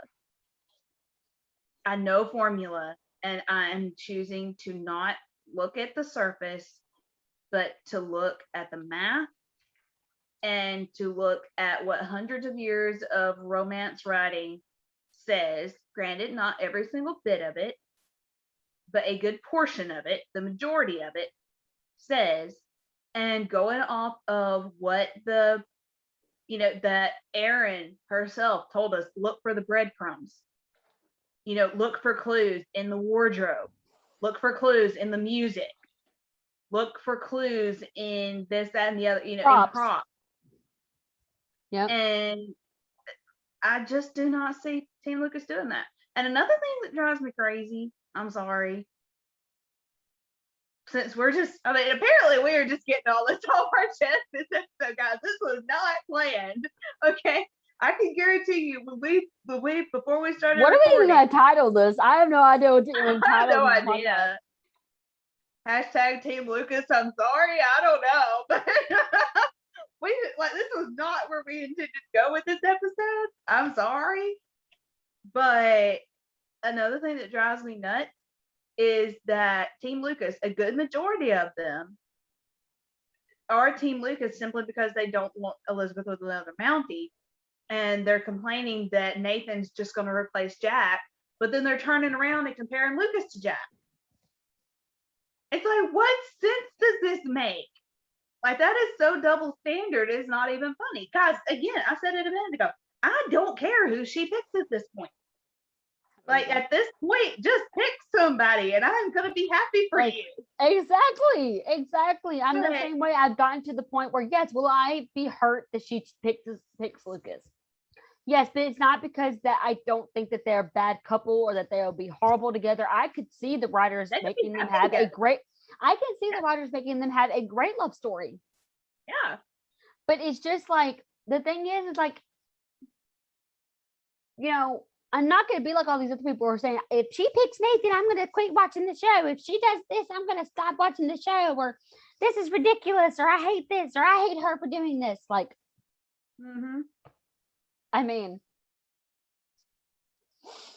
the thing is, at the end of the day, this is a show. Yeah. Like, if you are getting to the point where you are feeling so much hatred for a character that you literally think that it's okay to go out there and bash that character or bash the actor who is playing the character, you need to get off of social media. You might need to even go as far as stop watching the show, or at least take a break from it and get your mind clear again, and then maybe go back to it and try and come in at a view where you could see, no matter what the writers do, you could see it happening, and you will support that, because at the end of the day, that's what those writers need. That's what the directors need. That's what the actors need. They just need support. Yeah. Okay. So please, if you're out there and you actually have the mindset where you think it's okay to comment on Kevin McGarry's or private message Kevin McGarry and be like, oh, just so you know, I hate Nathan's character. He's arrogant. He's stupid. He just acts like he's God's gift to the world. Like, you suck. Like, I hate your character. I hope he dies. Shame on you. Shame on you. And same thing goes for Team Nathan. Same thing goes for Team Nathan. 15 bottles of soda on the wall. 15 bottles of soda.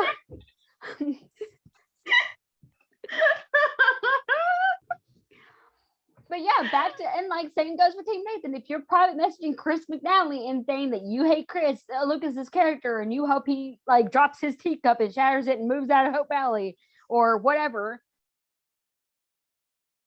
shame on you. I see Team Nathan people all the time saying Lucas makes me sick. Like, I was literally wanting to throw up during that scene, and I'm like, for crying out loud, grow up.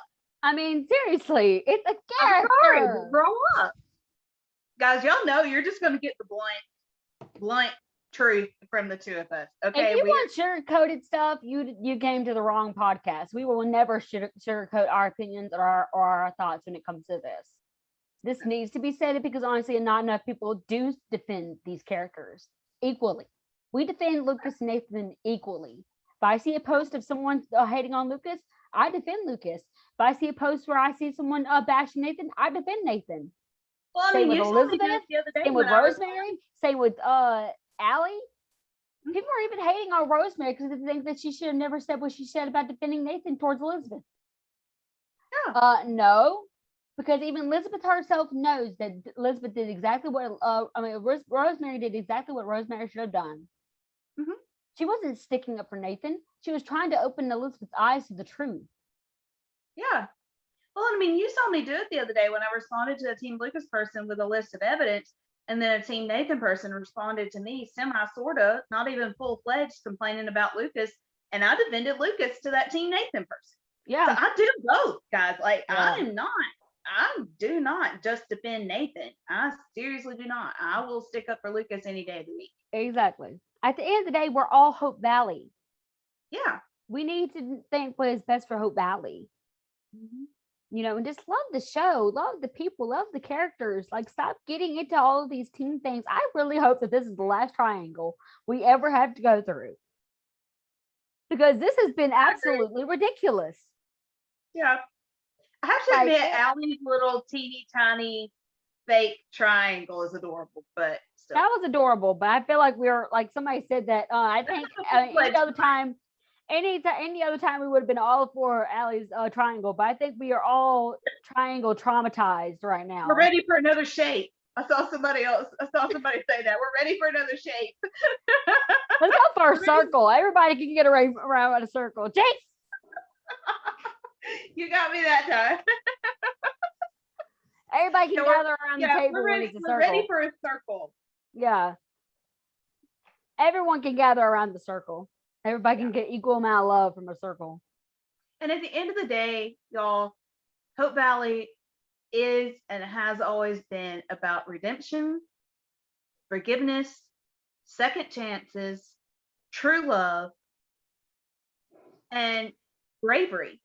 I mean, remember, somebody pointed out, like, I had forgotten these lines. I am so excited that we're eventually going to go back and recap the first seasons, like from season 1, because there's so much I've forgotten. But somebody had pointed out that when Jack, when he gave her that picture, season 1, when he gave her that picture that he had drawn of the two of them, and he said, it's a lot harder for me to say what's in my heart. I guess I'm not as brave as everyone thinks I am. And she said, yes, you are. Fear is never an excuse in this show. Fear, if y'all have been paying attention to this season at all, you would recognize that the theme of this season is overcoming fear. And I mean, how many times have we heard Elizabeth talk about it to other people? She needs to take a little of her own advice, but it's like, that is going to be the big thing. Hallmark will not allow her, no matter who she chooses, she cannot live the rest of her life in fear. And right now, that is the place she is operating from, and that is not tolerable. That is not acceptable in Hope Valley. That is something that she will move on from. Yeah, because I mean, she would be kind of. I mean, you would think that if she doesn't face her own fears, yet she's going around giving everyone else telling everyone else that they need to face their fears, that she'd be a little hypocritical. Yeah. And that's not Elizabeth. She's not. Elizabeth is not. I mean, Elizabeth has never intended on being a hypocrite. No. That's not who she is. Everyone has a tendency to accidentally become hypocritical with certain things because they aren't aware of it. I think Elizabeth is. I think right now Elizabeth is. She knows she's got this fear, but she doesn't understand that she's allowing that fear to make her decisions. Yeah. And that's the reason why she is able to go around and tell like Ned and Florence and different ones not to live in fear and to ask yourself, what am I going to do with today? Not allowing it rule everything, because she isn't aware that she is allowing her fear to make her decisions for her, especially when it comes to the triangle. And I think Lucas is going to be the one that's going to open her eyes to that. Maybe not necessarily the fear part, but maybe the fact that she is lying to herself when it comes to what her true feeling, what her heart is truly telling her. Like I said, that's my opinion. But again, just like what Kerri said, at the end of the day, I watched this show more than just because of this triangle. If I was only watching this show because of the triangle, I probably would have stopped watching the triangle. I mean, the show. I would have stopped watching the show. I mean, they even told us that before the season started, that if you just focus on the triangle, you're going to be miserable. Try to focus on the other storylines. Yeah, exactly. I watch it because I love Jesse and Clara. I love how silly Jesse can be and how much in love Clara is whenever Jesse does goof off. I love Lee and Rosemary's banter and how hilarious they are together. Because I mean, who doesn't love Pascal and Kevin's chemistry? Edmund, Lee. What did you know? His name was Edmund? Hey. Yeah. Jinx, buy me soda. But yeah, she's eventually gonna catch up, y'all.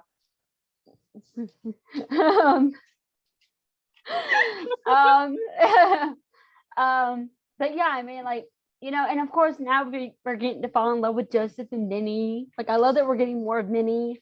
And obviously now getting to see, Bill and Molly, do little moments here and there, and now we get to see Ned and Florence in their married life. Like, there's some things to be excited about other than just the stupid triangle. Yeah. And like, it's like they said, no matter who doesn't win, they've got exciting things in store for that character in the next season. Like, it's not just doomsday for that character. If it is Lucas, then Team Lucas people hold on to that and know that Lucas is fixing to have something great come his way. Just like I'm holding on for it. If Nathan doesn't get picked, I'm gonna be like, you know what? There's plenty of fish in the sea. He's gonna find happiness. He's gonna get that true love. And you know what? I'm gonna be excited to see how it goes. That's how we need to keep in mind of it. That, you know, at the end of the day, one door opens, another door closes. When the Lord closes a door, somebody he opens a window. And if anybody doesn't know that, that is a quote from Sound of Music. And if you don't know it, shame on you. But anyway. Even I know it. And usually the quotes that she talks about, I don't know. But I actually know that one.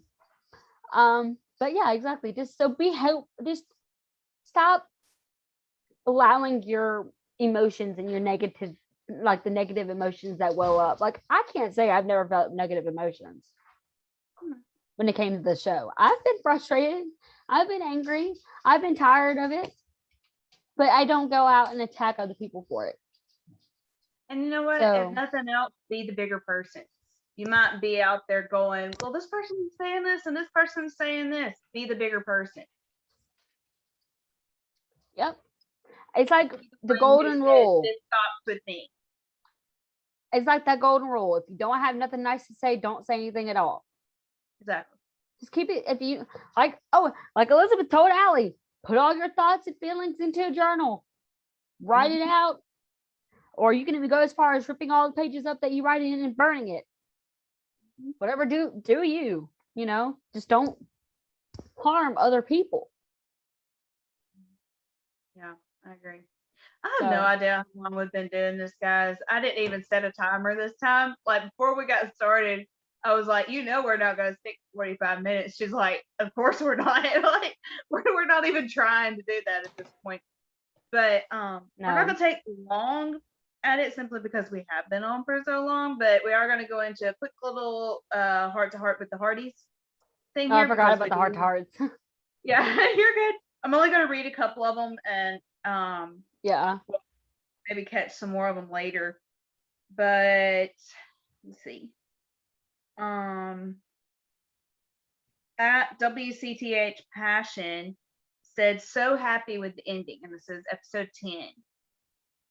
If y'all saw the Heartie's hotline clip, because those girls finally got to get together for the first time ever in person and watch the show, and their reaction to the end of the episode was pure gold. Like it was spot on. It was spot on. It was so good. It was so good. Yeah, I don't think any of us were quite expecting it to go that way. I think all of us kind of felt the way Nathan did of, what's she fixing to say? Like, oh no, this might not be good, you know. Yeah. But it's such a sweet, sweet turn. Even if they are just friends, it still was a huge step in their relationship, and it was still a very sweet turn. Our friend Bella said, hi, so I noticed the preview had Lucas looking at Newton and he's really mad. So if you don't know what she's talking about, the promo for episode 11, Lucas is driving by the roadhouses and he noticed that Newton is tied up to Elizabeth's porch. Because Nathan is inside for the third time. Never mind. And that was actually that was also shown in the promo of her of the first thing you see in the promo is Nathan handing Elizabeth Florence's bouquet and saying, and I quote, Florence's bridal bouquet. It looks like she thought that you should be the next bride to get married. Mm-hmm. So, I'm not disagreeing with it. Nope. Okay. Casey from the Heartie's hotline just said, wow, I've been rendered speechless. Casey, I would say I agree with you, but quite obviously from this episode, it is very clear that neither one of us have been rendered speechless. I don't, if they ever do render us speechless, that says a lot. Yeah. For real. For real. At Kaylin.Dallas3, or Callan, I'm not sure how you pronounce that, sorry. Says Lucas didn't ask Elizabeth to dance. That was something that stood out to me, was that Lucas and Elizabeth did not interact at the reception. And I mean, even while they're sitting there together, and we kind of touched on this just a tad, but while they're sitting there together at the wedding, that like even when they like literally all they spoke to each other that I can remember was her telling him that he looked handsome and him responded that she looked beautiful. But they almost were acting like they'd had an argument. Like it was so tense. It was almost like they were just coming up with conversation because we're sitting here next to each other. Body language. Yes. Body language. He was literally turned like this. Mm-hmm. She was here. He was here. Mm-hmm. He had his legs crossed away from her, had his shoulder like this. I will say there was a sweet little moment when Katie that Elizabeth turned like to get the bouquet and that Lucas hands it to her like he read her mind. And I will say that was a very sweet scene in Lucas's favor. I will say that was a sweet scene. That was very sweet, yes. Also, they didn't speak to each other, they didn't talk to each other, they didn't glance at each other, they didn't dance with each other. They had no moments at the reception at all. Mm-hmm. Except for Lucas watching her with Nathan like he always does. Guys, seriously, go look at the Heartie Detectives page because she does such an amazing job at breaking down the math of like numbers, like just numbers of how many scenes they've been in together, how many of these scenes have been in private, how many of these have been in public, how many scenes have been initiated, whatever. Go look at this page because it is incredible at just the math. And spoiler alert, Nathan is winning by a mile. Also, when WCTH, wait, WCT, yeah, _2021 also does a lot of body language analyzing. Yeah. She analyzes the body language, the facial expressions. Isn't her YouTube channel called The Little Scenes? I think so.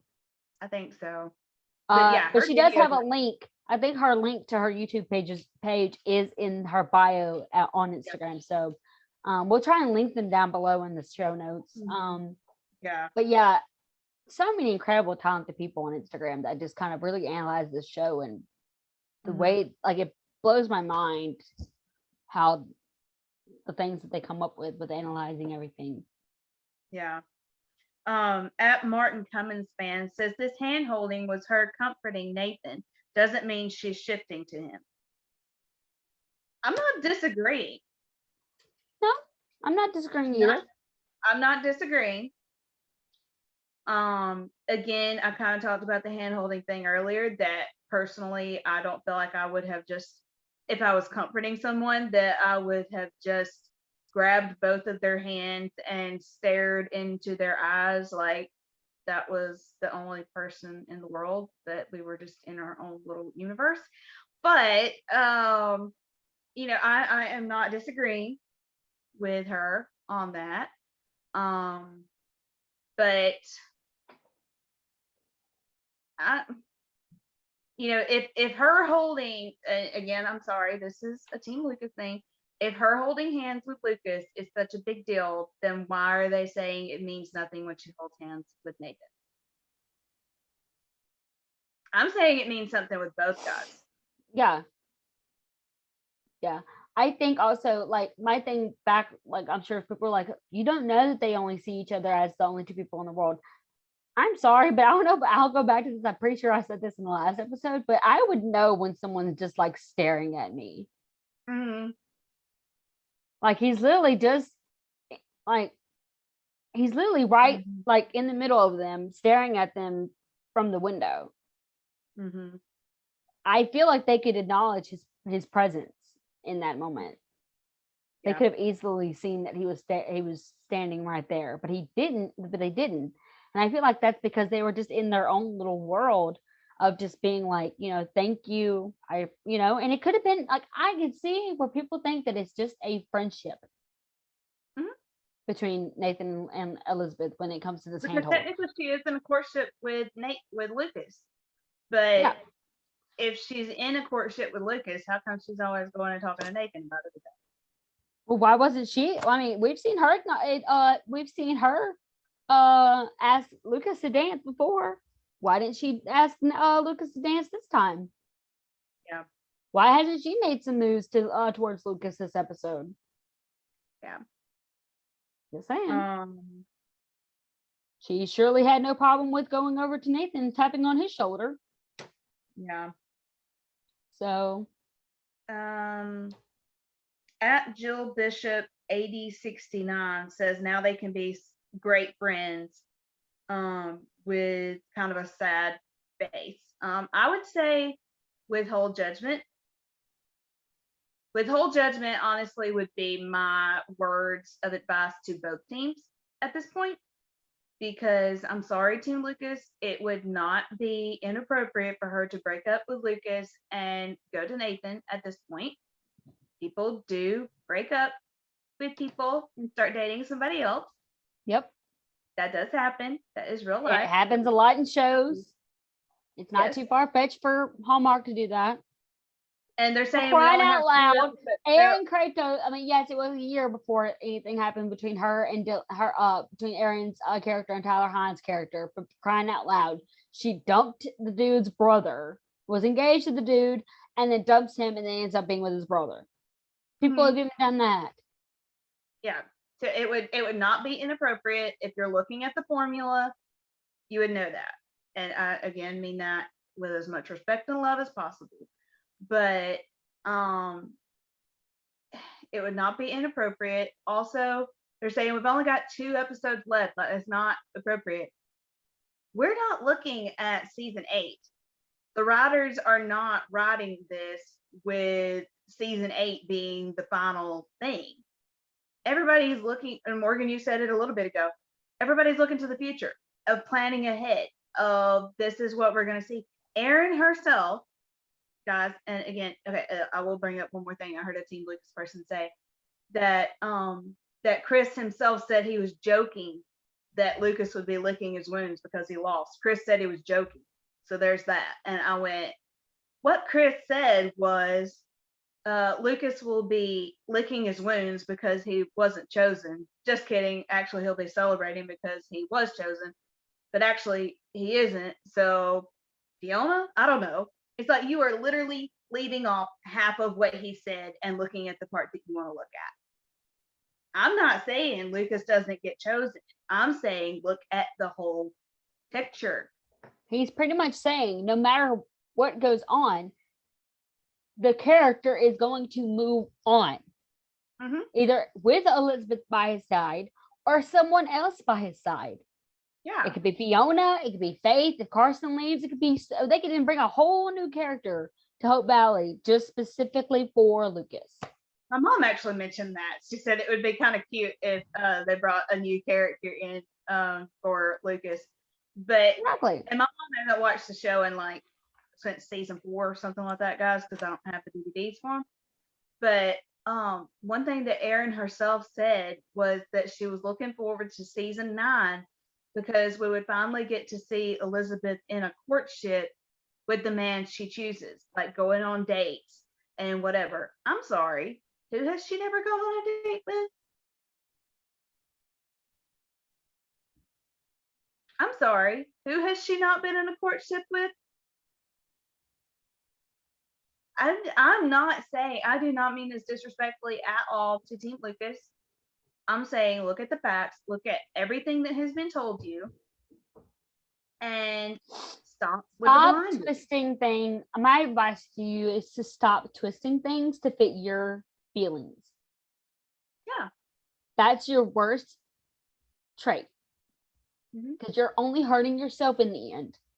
And Team Nathan the same way. Team Nathan the same way. Yes, Team Nathan, stop twisting everything. Like, I can see where people can see that they're just holding each other's hands as a support, as a friendship. And I can see them holding hands because they're in love with each other. It's called opening your eyes to all possibilities and stop shutting doors that you don't like. Exactly.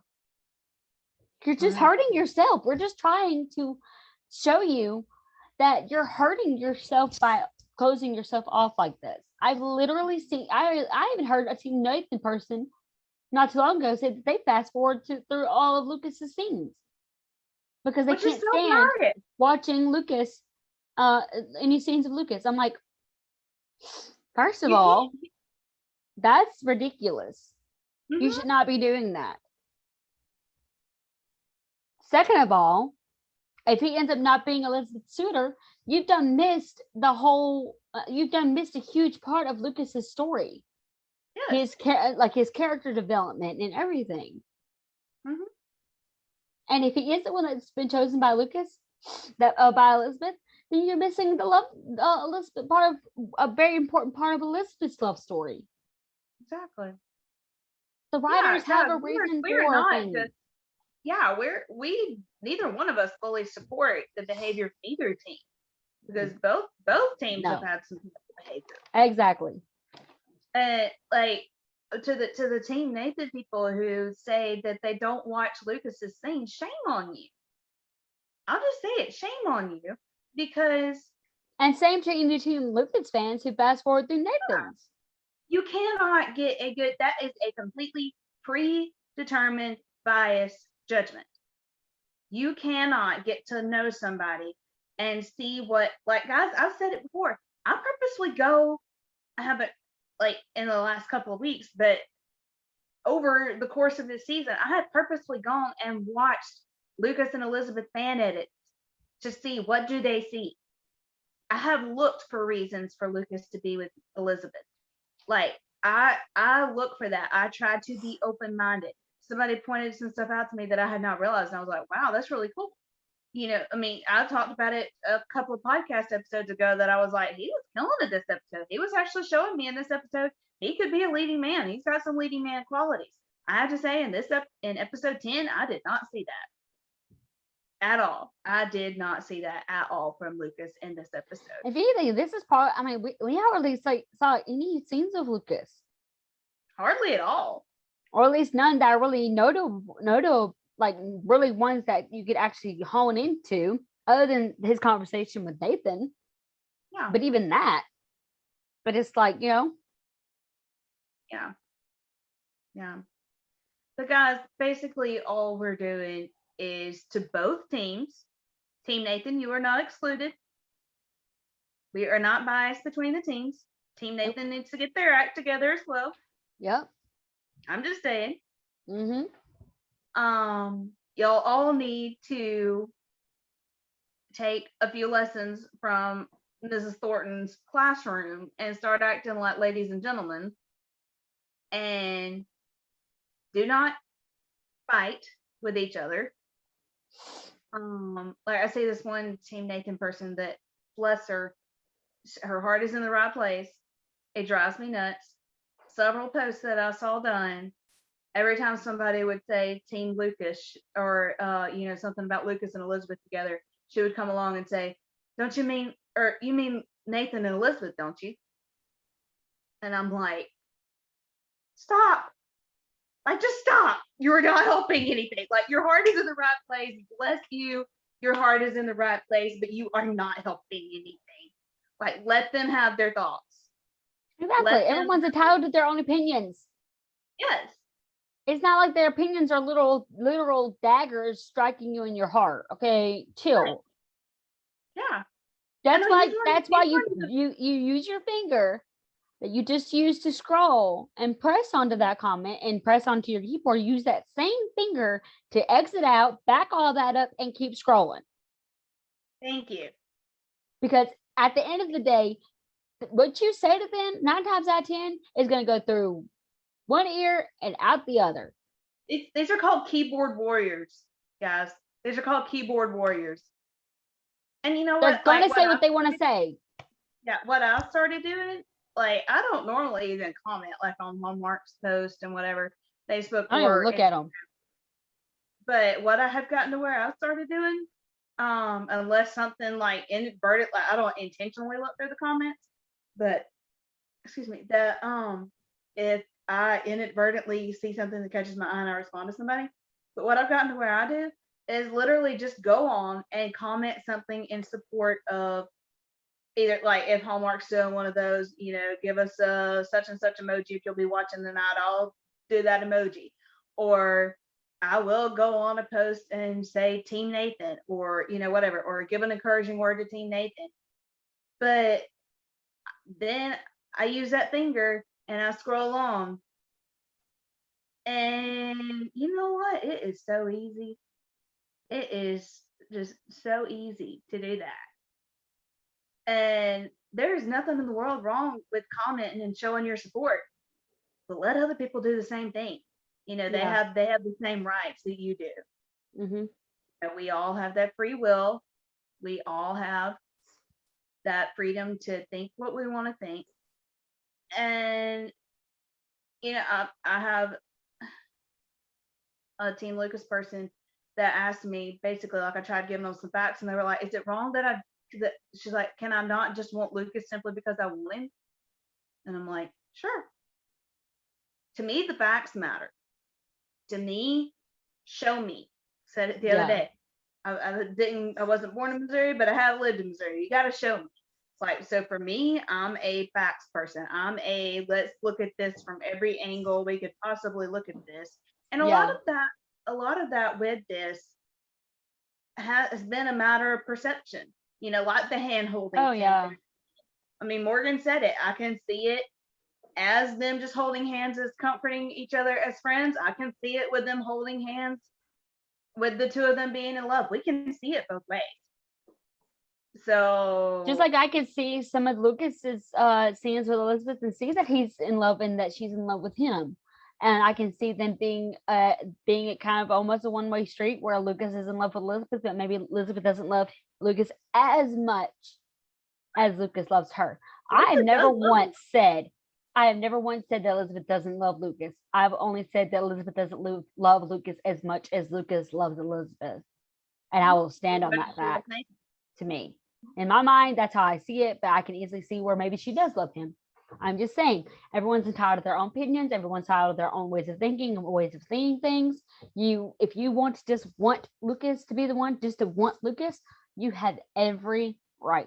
If you just want Nathan and her together, then you have every right to feel that way too. Mm-hmm. Just start enjoying the show. Stop picking it apart. Some people love to pick it apart. Let them pick it apart. Mm-hmm. I like picking it apart.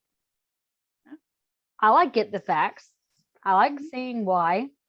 But, you know, I can also see where some people can't handle that and they just want to enjoy the show and just watch it and, you know, be done with it.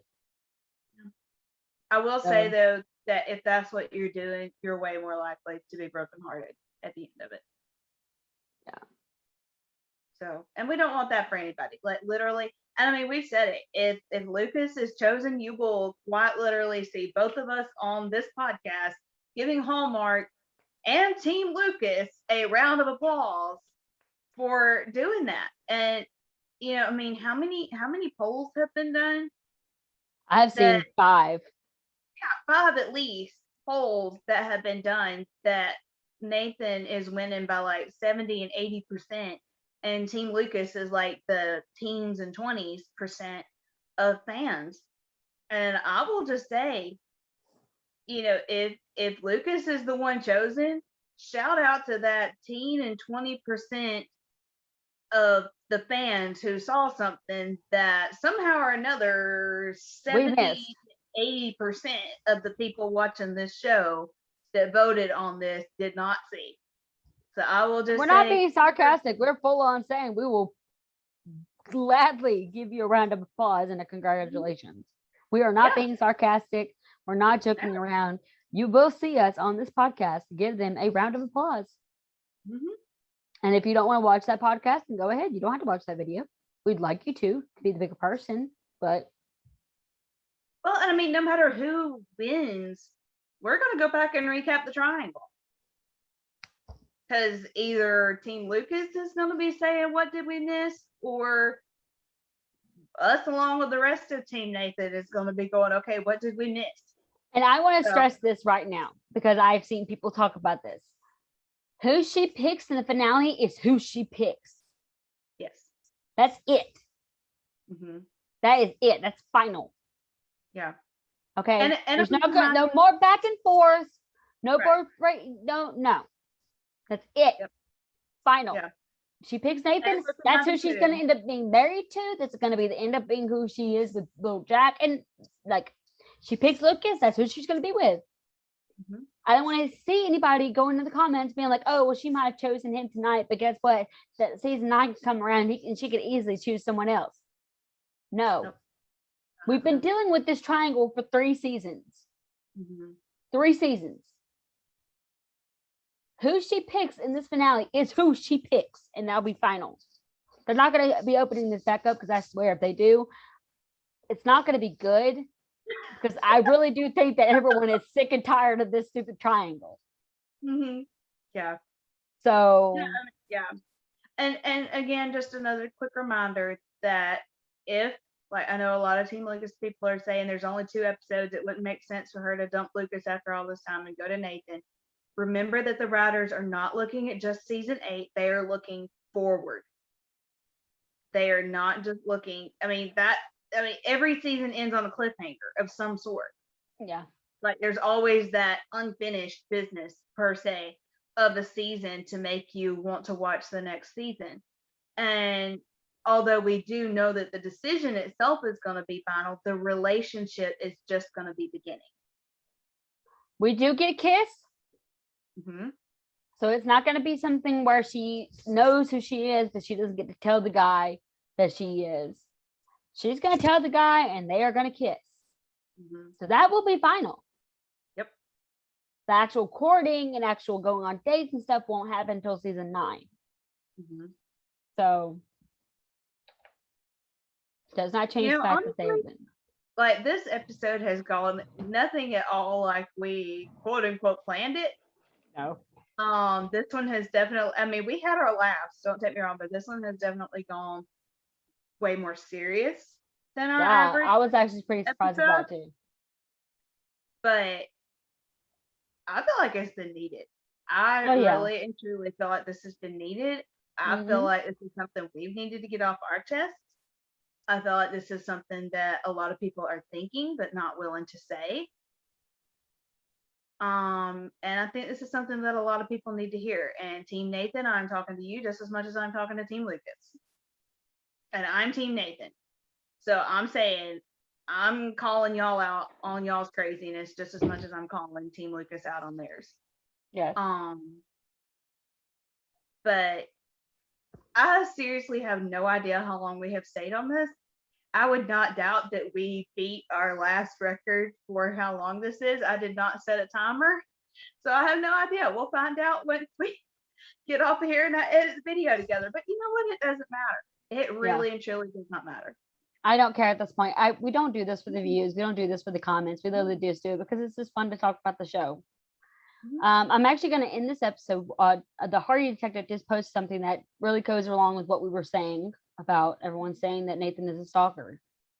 I always feel like someone's watching me. For those who think Nathan is stalking Elizabeth, and for those who know he isn't, since there has been a lot of talk about Nathan being a stalker, I drew up a quick statistic of how often both men are shown watching and seeing Elizabeth talking, walking, standing, or making eye contact with the other guy.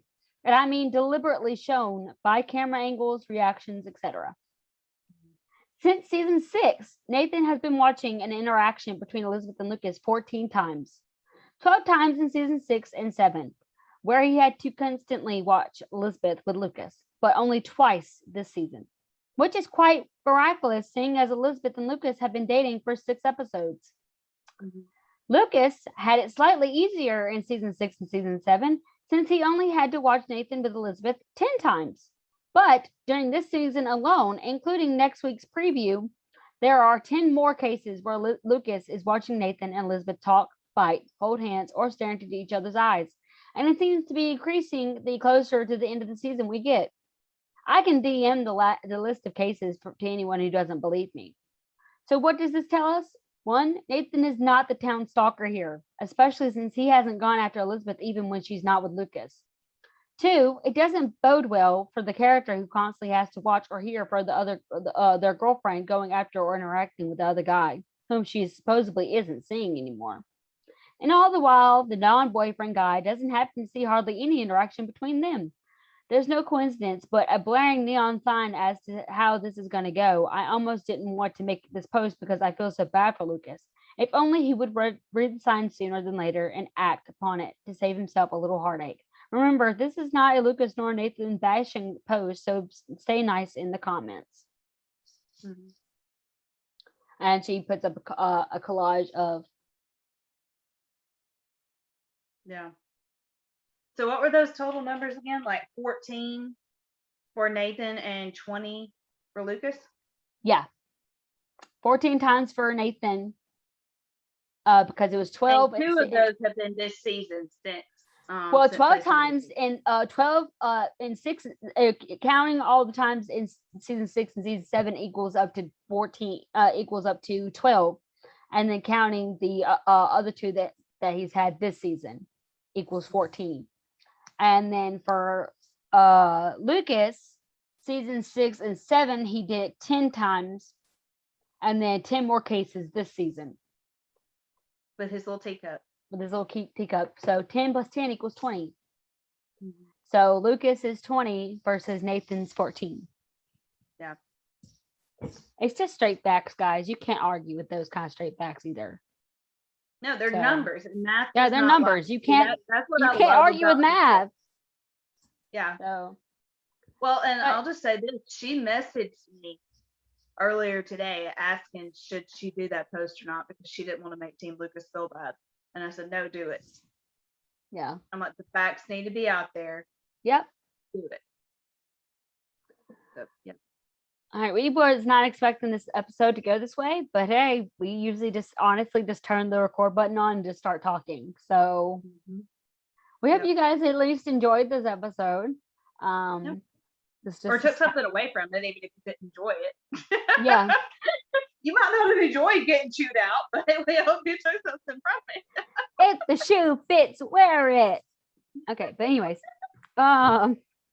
We But we seriously do- do love you guys, and that's where we're coming from with this. yeah, It is truly from a place of love because we only it's want like the best. Rosemary said, a true friend always tells the truth, even if it hurts. Yep.